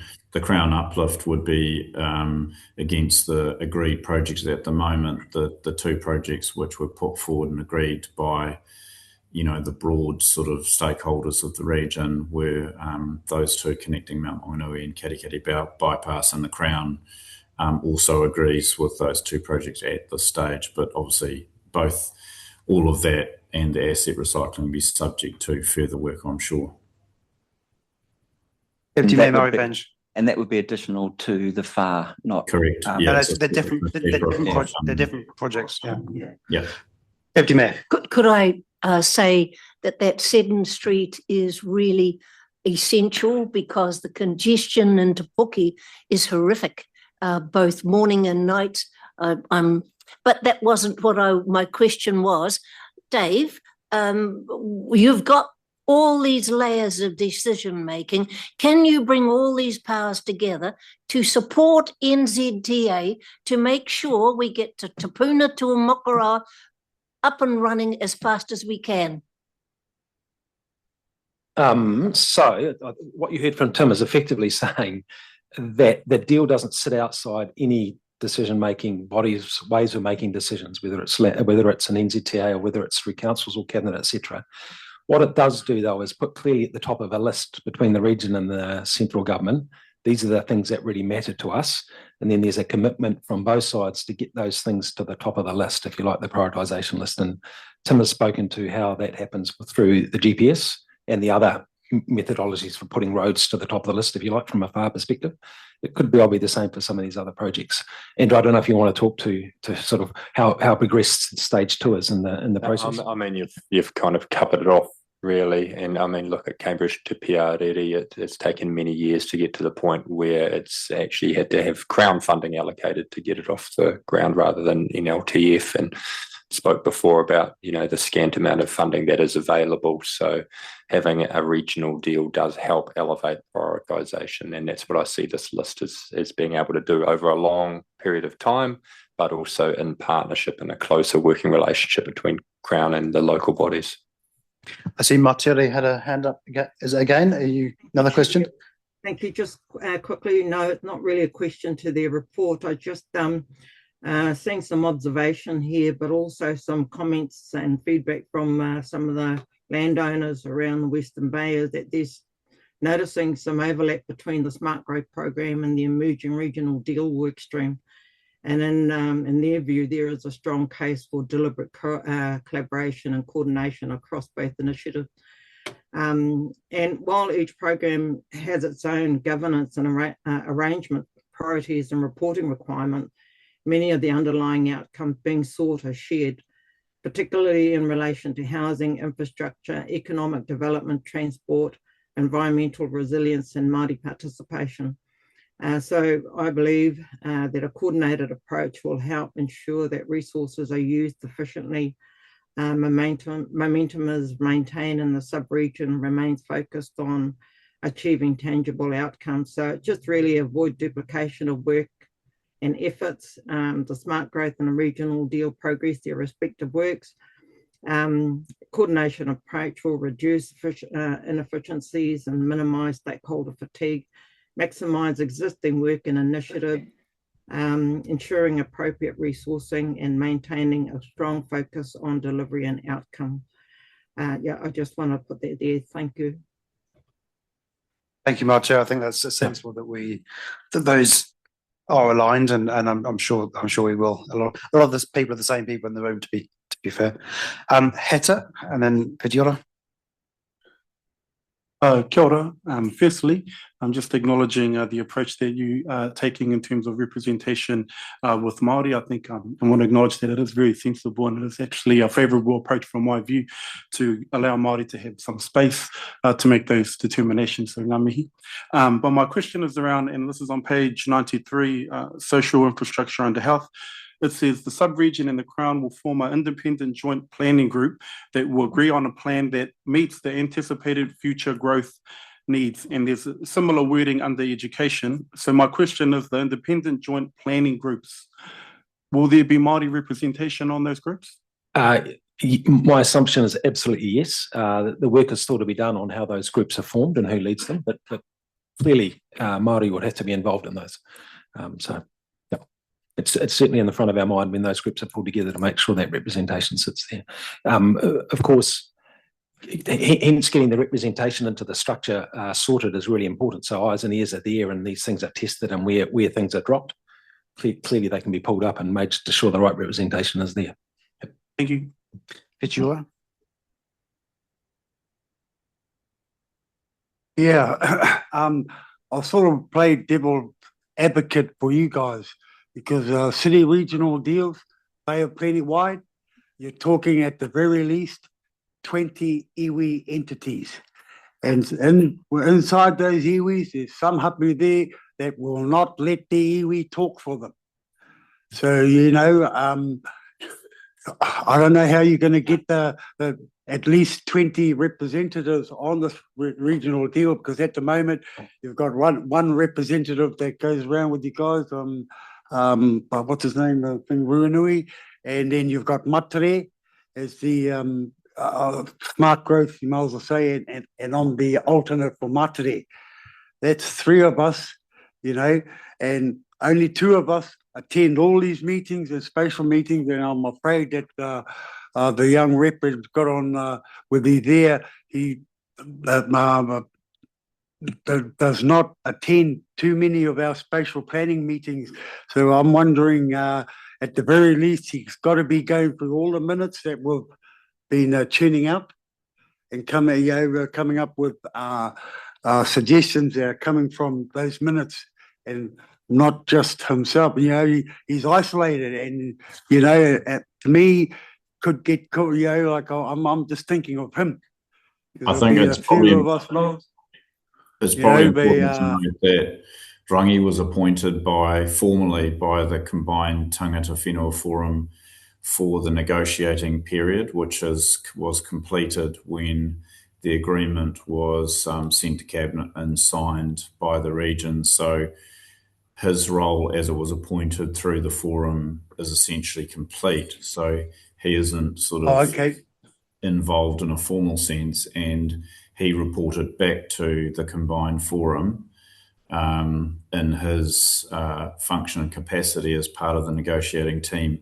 And then I think what Dave referred to is that the iwi chairs, in a collective sense, are having those conversations currently to determine, I guess, what representation looks like and how that might work for the regional iwi. So I think the expectation is those conversations. I can understand that through the iwi chairs, but like I said, there's some hapu, and I'll give you 2 examples here. Ngāti Kuku, you've talked about Mount Maunganui and all of that. They won't let the iwi speak for them. You could say at Mangatapu and all along there, Ngāti He will have their own thoughts about some of these issues that, you know, like you could be getting it from the iwi chairs, but you got to talk. So I completely understand what you're saying. And so in the end, that's why it's so critical that the representatives, and I'm very careful to use the word iwi tangata whenua, that sit on the formal parts of the structure, that there's really strong confidence that they are then communicating and representing back through to hapu, probably even land trust level, all the relevant levels that need to be communicated with. And those roles, again, to your point, absolutely critical that they both communicate in, influence in, but equally that they communicate back out. And so when conversations are made, decisions are made, that flows back through the communication channels as well. So I think there's work to be done to make sure not only the representatives broadly accepted and the right people, but the structure that sits in behind them as to how they communicate is very firm and agreed and widely acknowledged as being a good structure. So I think those two things have to be sorted still. Yeah. Akopa. Tēnā tātou. Thank you, Dave. Just to clarify the issue that we're focusing on at the moment, ultimately it comes down to an issue of mandate and representation, and there's a blurred line or between different component parts of the broad community that that Whiti is referring to. The Combined Forum has a problem for itself because, and it's just a conversation that we're having, particularly in our leadership group, and that it's representatives of hapu and marae, generally speaking. But in its terms of reference, not land trusts and corporations. And depending on which forum you're talking about, not iwi either.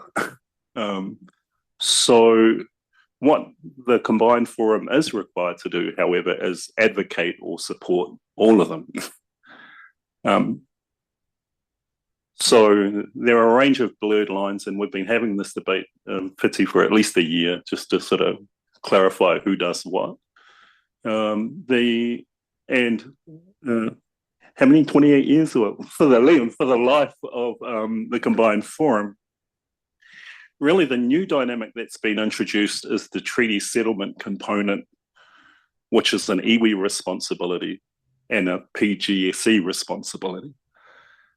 So that's what's really brought this matter to the fore. And you're absolutely right, Dave. Tangata whenua, iwi, and the Māori representatives have to have this conversation amongst ourselves, which we've been having for a while, but we probably need to pick the pace up a bit. Kia ora. Becky. Kia ora. I just want to follow on from that, and I want to make it very clear as well.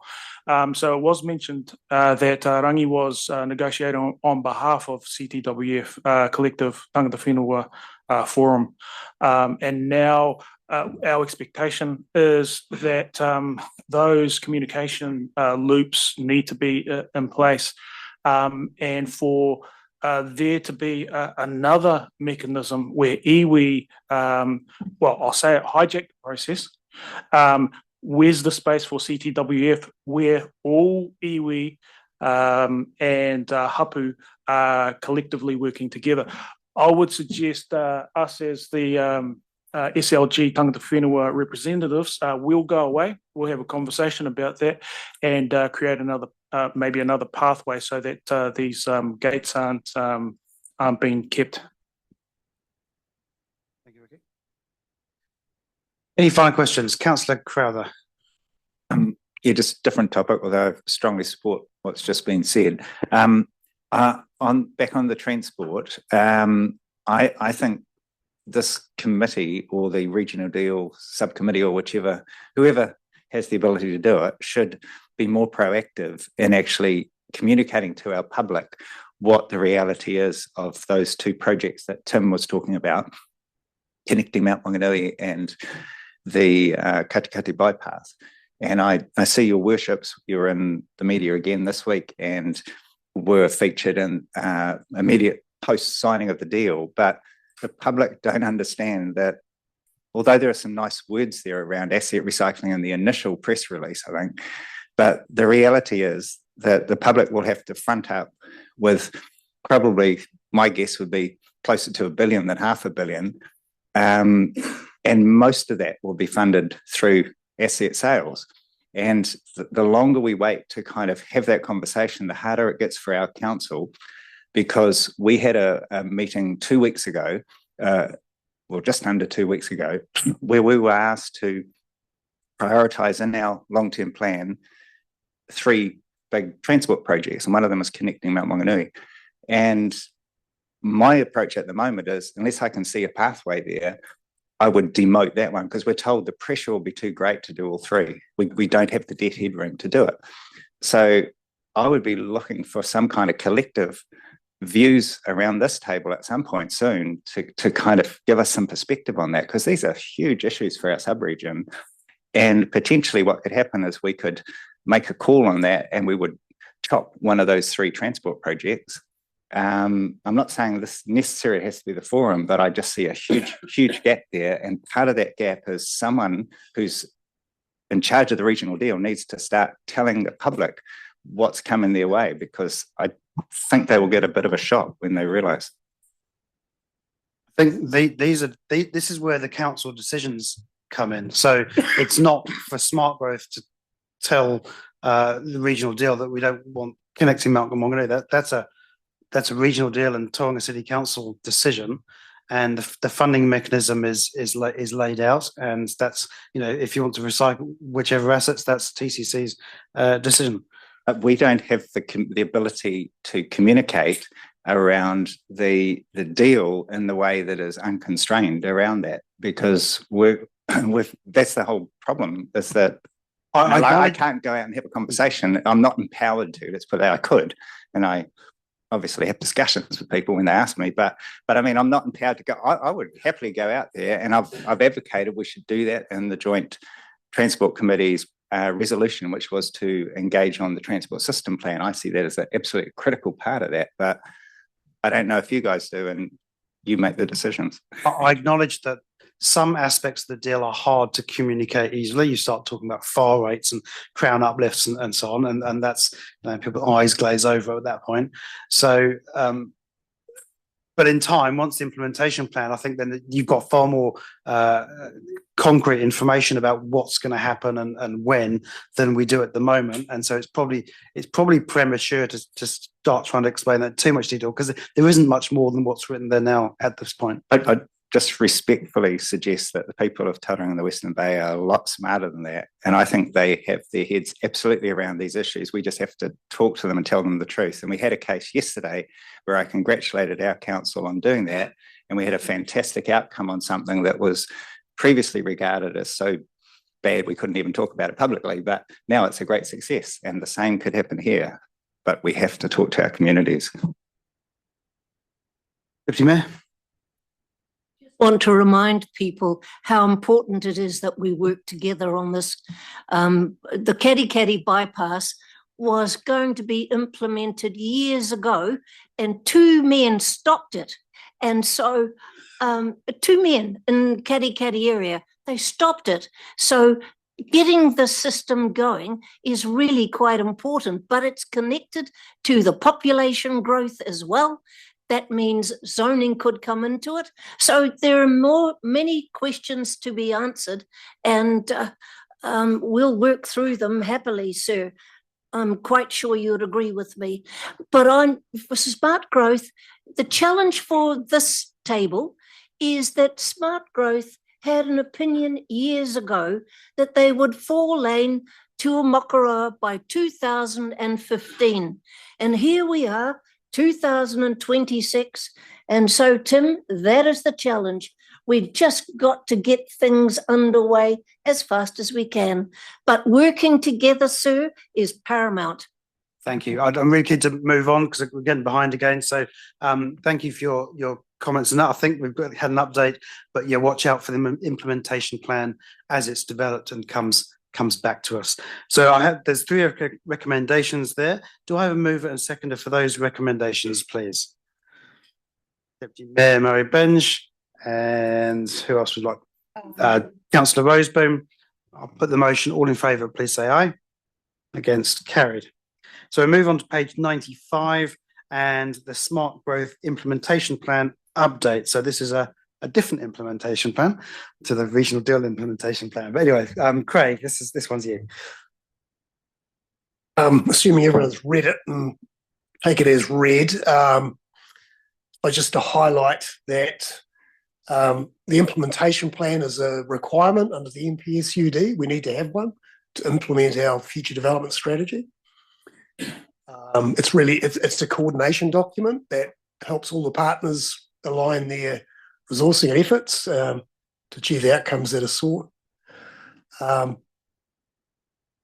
this update, probably the main changes, aside from just updates that reflect progress made on some actions is the inclusion of some of the regional deal commitments. And those are the commitments that have a very direct link to housing delivery and spatial planning. So not all of them are in here, but they are the ones that are really significant to spatial planning. And by including them in this implementation plan, it means progress on those will be reported regularly, potentially each quarter as part of that quarterly report. So it'll give some visibility to how those things are progressing as through delivery. So the update section there just summarizes the changes that have been made. Just a quick question for you, Craig. On page 98, and it talks about the key actions that support the transition and includes population projections and Morai centres, and to put them into the Katikati spatial plans. I noticed that you haven't got the Waihi Beach and Te Puke spatial plans there. Was that just an oversight, or was that a reason? Also, commercial centre strategy, which I think those other plans are recognised as, we've called them existing actions. They're business as usual for Western Bay. So those are reported annually as opposed to quarterly. The reason for including Te Puna Minden, it was identified as a significant issue for the whole partnership to be across, so reported more regularly. And the Katikati spatial plan, including that as a response to it being raised through the regional deal, in order to give some visibility to that, to the partnership as a whole. Thank you. I interrupted you, Kate. That's fine. The other thing just to note is that one of the commitments in the regional deal is to what they call a refreshed sub-regional spatial plan. So we've incorporated that into this implementation plan, and have identified the work streams that will contribute to that. There's bullet points there. Most of those are existing actions that we already have in the implementation plan, but just really organising those in a clear way that says, well, this is what we need to do over the next year to 18 months to be in a position of having a completed RSP. I'm happy to answer any questions. Thank you, Craig. Councillor McMillan. Thanks, Craig. Just with the supporting existing and future industry issues and options analysis, considering pathways for heavy and emitting industries to potentially relocate to low sensitivity areas and or implement progressive environmental improvements. So I know we're working hard on the implementing progressive environmental improvements. We've got, the Mount Air Quality Working Party, we've got priority ones, environmental accord. What is this? What does it look like, this pathways for heavy and emitting industries to potentially relocate? I haven't seen that work. What is that? Is it just conversations, or what is it? This was an issue that was identified when the strategy was being developed. Yeah. And there was an industrial land study undertaken. Yeah. But in all cases, those options that were identified, the communities involved did not want to have heavy and emitting industries there. They all wanted clean, green, light industry. Well, this is the challenge. So effectively, it's an unresolved question. There was an idea of identifying areas that could provide for those, separated from other areas and providing that opportunity to relocate. We haven't achieved that, so it still sits as an action to consider further. So as we're looking at new areas, we need to look at that. Is there potential for that kind of activity to be accommodated? We haven't got there yet, but it's still in the strategy as an unresolved issue. Yeah. I mean, obviously with forward planning, with the reverse sensitivity, you can address existing things and prevent the reverse sensitivity. But I suppose this is a question that comes up all the time with residents of Mount Maunganui, and I think their vision was that with Rangiuru and Tauriko that, that could happen. And of course it's unlikely to happen. And so, what do? We just keep it here parked. We just leave it in here just as something that is in text, but not happening. Well, I suppose for now, it has been in the signed off strategy, it's identified as a thing to be considered further. Yeah. And it may be through this RSP we don't solve the problem. Yeah. And it may go away that it's not an achievable goal. But for now, it sits there as a desired outcome through the work we do. If we can achieve that, that's a benefit. I'm not trying to be contrite. It's just a genuine question. Yeah. Thank you. Deputy Mayor. Thank you, Chair. So I've got a couple of questions, but just in regard that, Councillor McMillan, your concern on, so we had a presentation yesterday from the Mount Air Quality Working Group at our delivery committee, and we included 3 actions that they would be consulted or engaged with before the regional spatial plan was developed, so that we're talking about soon. We also I'll note that Whāraro Marae was also promised that there would be engagement prior, which I think I missed out on questions about the regional spatial plan, but I'm still thinking we're not getting enough before it's going to be presented to us, and we need to be able to engage on that. So we've raised that at our level as actions, and that's partially answering your question, but recognising that that's something we have to do. So that was an answer. May I ask my questions also, Chair? So just on page, just to clarity, page 98, delegated authority to approve updates. There's a lot of acronyms in that first sentence, which I had to look up some of them. So can I just ask if the SLG does approve updates to the, is that the implementation and funding plan? Implementation plan, sorry, yeah. But that's not the implementation and funding plan. It doesn't need the F should have been dropped out of that. Apologies. Okay, that's what it used to be I was called. worried because we talk about the fact that if it's got financials up there, then it's not, it has to go back to council. So if SLG does approve updates, how are councils told about it? How do we even know that it's happened if the delegation has been given? This is a council committee. Obviously you can communicate with your councillors, but it's an open meeting. People can read agendas. If there's something you want to highlight to your fellow councillors, then that's available. So if the whole updated implementation plan is in this agenda, so people can read it. Okay, so it will always be coming back to this group, though. That wasn't quite clear on those 2 lines to me. I thought that could just happen somewhere else. Understanding? No, it definitely comes back to right, this is the only group with authority to sign it off. Okay. Second question, if I may, on page 97, the growth corridor key actions, reflecting the delivery of key actions.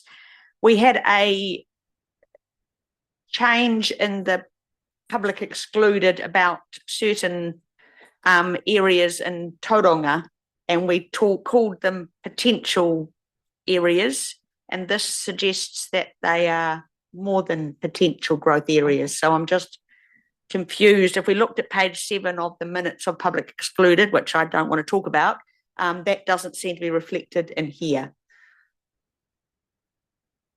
Progress with initial feasibility and structure planning.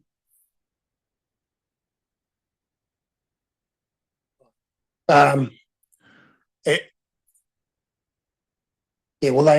terms of them being preliminary, making that point, we could easily clarify that in the plan. Yeah, resolved in the last meeting, wasn't it? Yeah, that was resolved. So but that's not what we resolved. Is not what's in here. Terminology hasn't made its way into here, so that's an easy fix. Absolutely. Hope that's going to be fixed, please. Great, thank you. Okay, seeking to move on now, but actually no, I had Councillor Daly first, and I go back to Councillor Crowther. Sorry, Councillor Daly, go on. You're just under the same page 97, future development strategy, key actions. I was going to talk about commitments to explore governance and other options to address any residual barriers to urban development, but I guess that'll shake out naturally with regard to boundary issues. But the other one was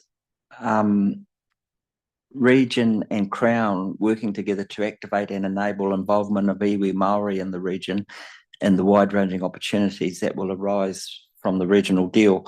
So in terms of the Crown, would that include Te Puni Kokore, or is it just the Crown entities that sit around this table? Probably Dave might be able to answer that since it's out of the regional deal. So the answer is yes. Puni Kokore sits actually, it's named in the deal as committing to funding iwi representation in the deal. So there's an absolute mention to it. But beyond that, down in Wellington, as the deal has been formed, DIA, or Department of Internal Affairs, has been the lead agency. But I do know they've been interacting with and connecting with all the other relevant agencies that sit in Wellington. So NZTA is a good example. Health, education, and Te Puni Kokore has been across it as well. So they're involved. I think we know that they've been quite proactive in the past, but have sort of taken a bit of a backseat recently, I think. But so it's good that they're stepping forward again. But in terms of for the growth corridor key actions, you've got opening of the Papamoa East interchange, and some other transport projects, but I was just wondering if it's possible now to include that Te Puke link, since it's part of the city and regional deal, and the reason it's in there is to progress these growth corridor key actions, and in relation to the Papamoa East interchange, especially since that's where the link to Te Puke comes from. I think there's like at least a dozen roads in the regional deal that are through FAR funding. Are they assuming they're incorporated as a collective in the implementation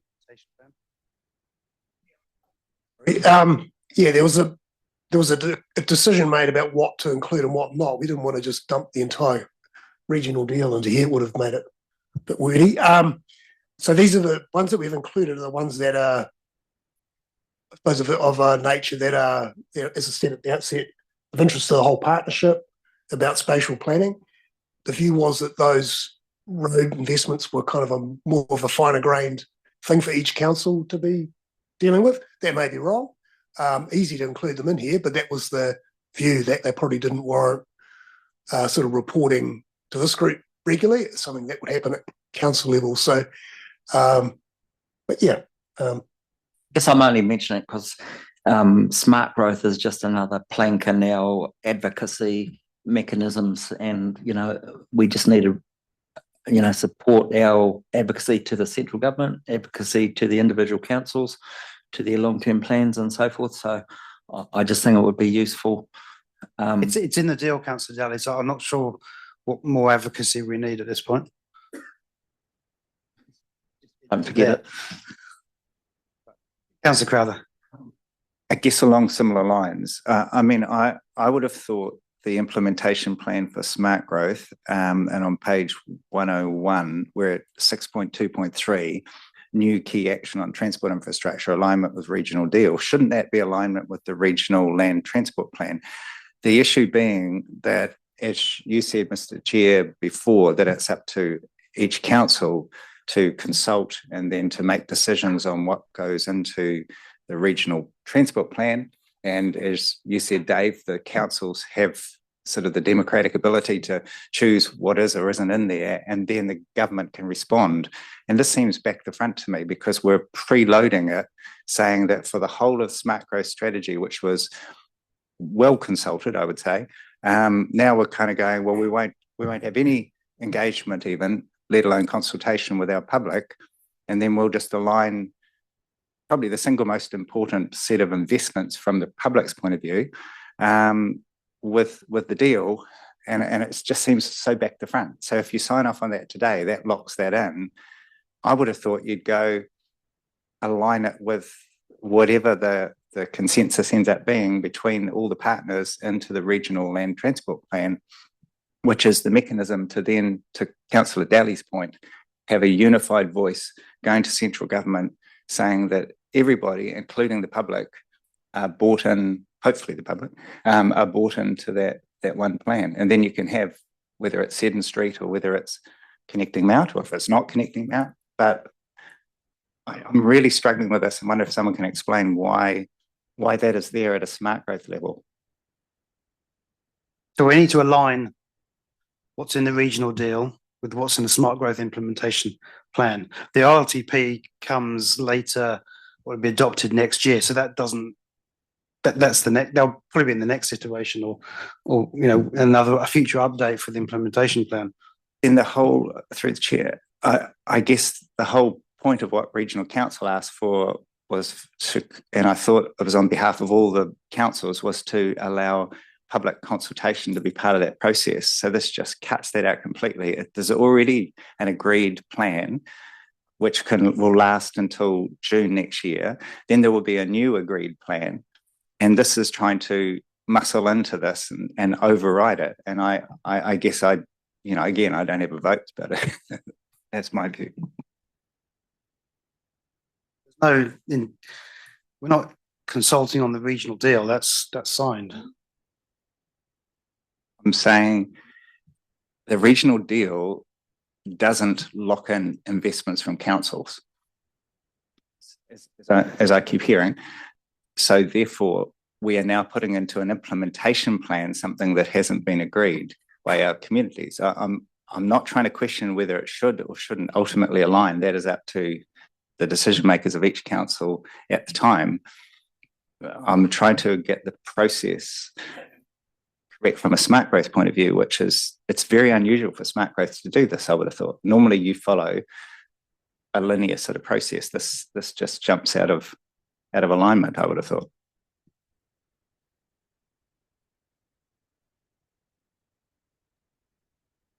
I was to say, the deal's been agreed, the projects within it have been well consulted in various forms in the past, or at least the vast majority of them have.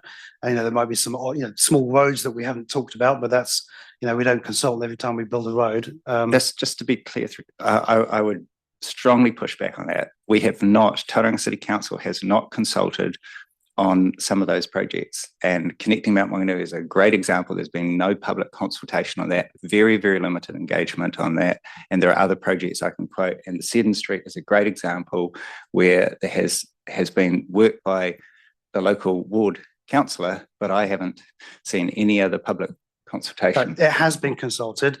Connecting Mount Wanganui is in the RLTP, and that was consulted. Next up, I've got actually Fitzy was next. Yes, first of all, I totally agree with Councillor Crowther. But to me, there hasn't been too much public consultation. But I'm also thinking of where am I? The glaring omission here from a Māori perspective is the engagement with Māori land trusts, who are the actual owners. I'll give you a quick thing on iwi hapu representatives here, comment and work with the legislation under the RMA and LGA 2001. The Māori land trusts are a different beast altogether, and they actually own the land. We can't tell them what they can or want. And I'll tell you, 99% of those Māori land trusts will tell you the iwi and the hapu do not speak for them. So I believe that that's a big glaring omission from not engaging with the Māori land trust. And I've been saying this for the last couple of years, and now it's coming to a crescendo to me, and that's, like I said, to me, a great big glaring omission, because they need to be consulted and engaged to help this plan go forward. Otherwise, as the landowners, we could, I mean, under the Hapuniwi, we could say yes, but the actual landowners and trustees for each of those blocks who are the owners could say no, straight out. So I'm just, again, putting that up front. Thank you, Fitty. I'm sure we can, sure that engagement will take place as necessary. Deputy Mayor Murray Bench. I think we've been very, very fortunate in this province to have the regional deal. It doesn't interfere with anything the council might want to do in addition to other regional deal, but everything on that regional deal, people have been moaning about for years and years. And I wish to compliment our Tracy from Western Bay, who worked with it so solidly to make sure that she was part of this process. So I disagree. They can't go back and consult and consult and consult. Sometimes you actually have to make a decision.